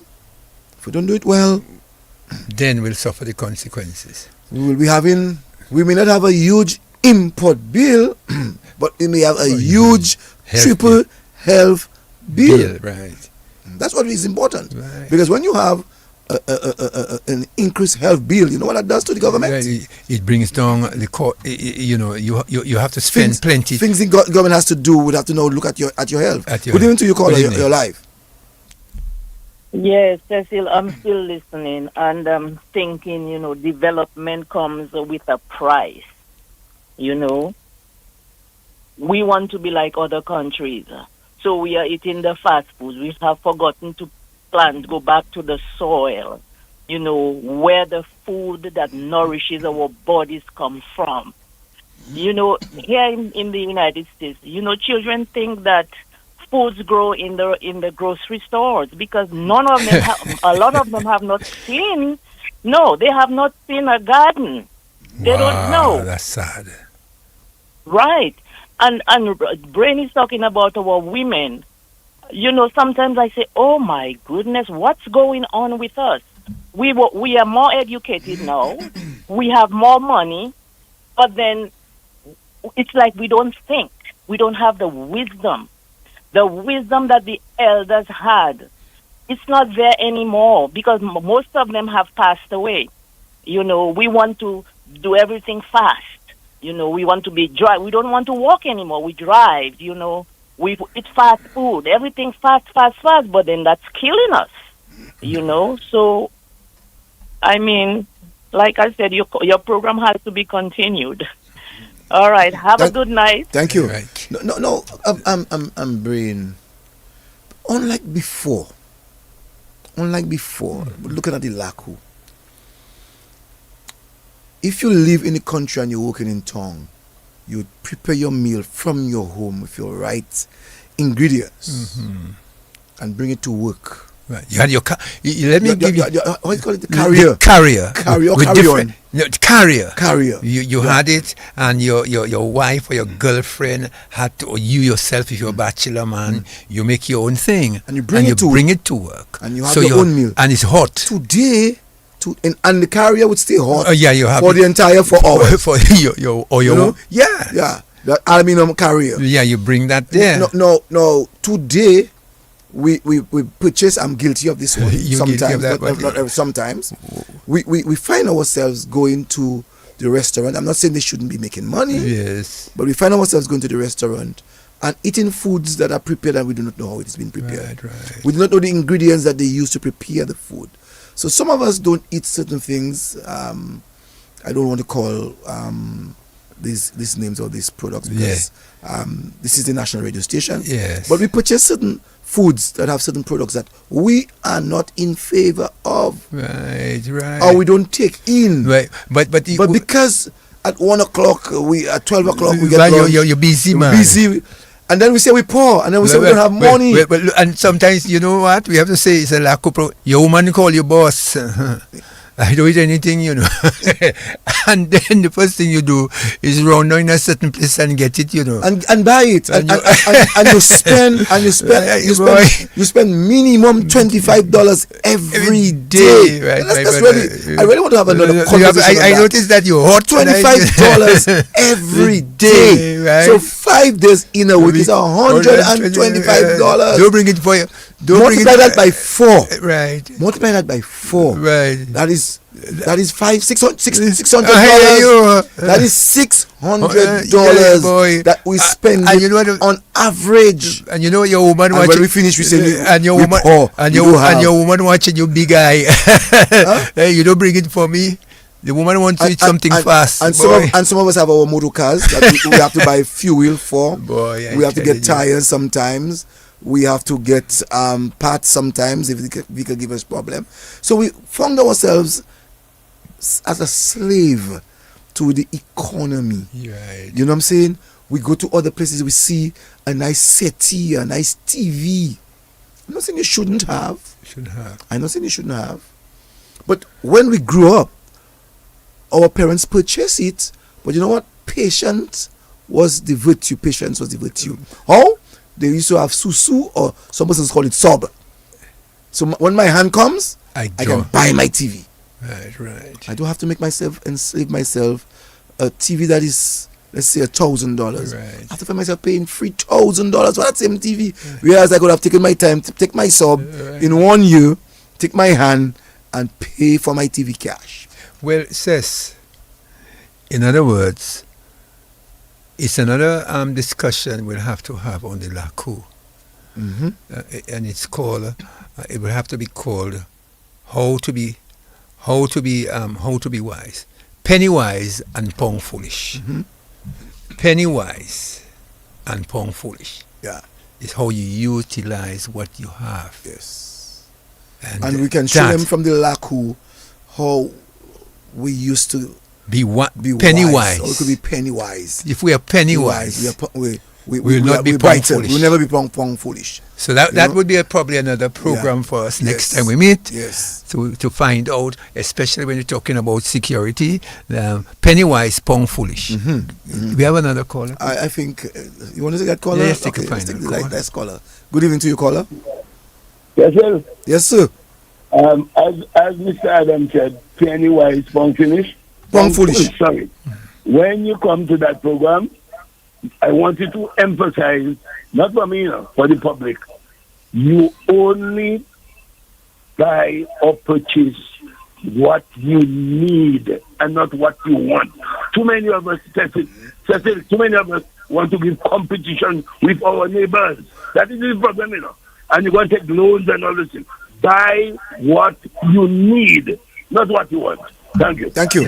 So penny wise, pound foolish. Penny wise, pound foolish. That would be our next one. That will be our next conversation that we'll be having. Yeah, penny wise. Because that's important that we need to inform people as to how they can be penny wise, and not to be pound foolish. Because when you're pound foolish, you have too much to spend. Too much to spend. Let's be penny wise. Let's just be penny wise.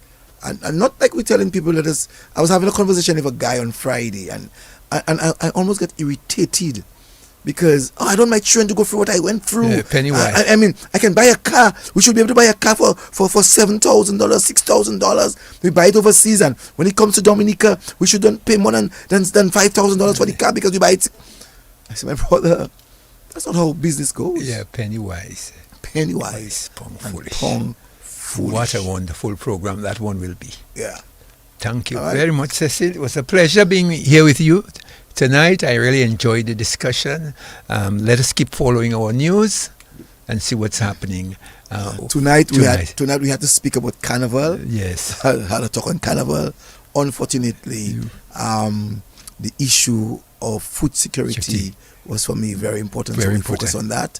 And I hope that no one will give us blows for our own experience. We're not speaking from no expert point of view. Just experience. Just experience. And sometimes experience is the master of all. Right. All right? Right. So thank you very much, Brain. And let's continue doing what we're doing for the benefit of our people in Dominica. Thank you for listening and thank you for viewing. Brain, just stay a while. Targets belonging to Hezbollah. Thank you very much. It comes after Hezbollah said it fired rockets and drones into Israel in response to the killing of Iran's supreme leader. Joe Floto is monitoring developments from Tel Aviv. The chief of staff here in Israel has said that Hezbollah has opened a new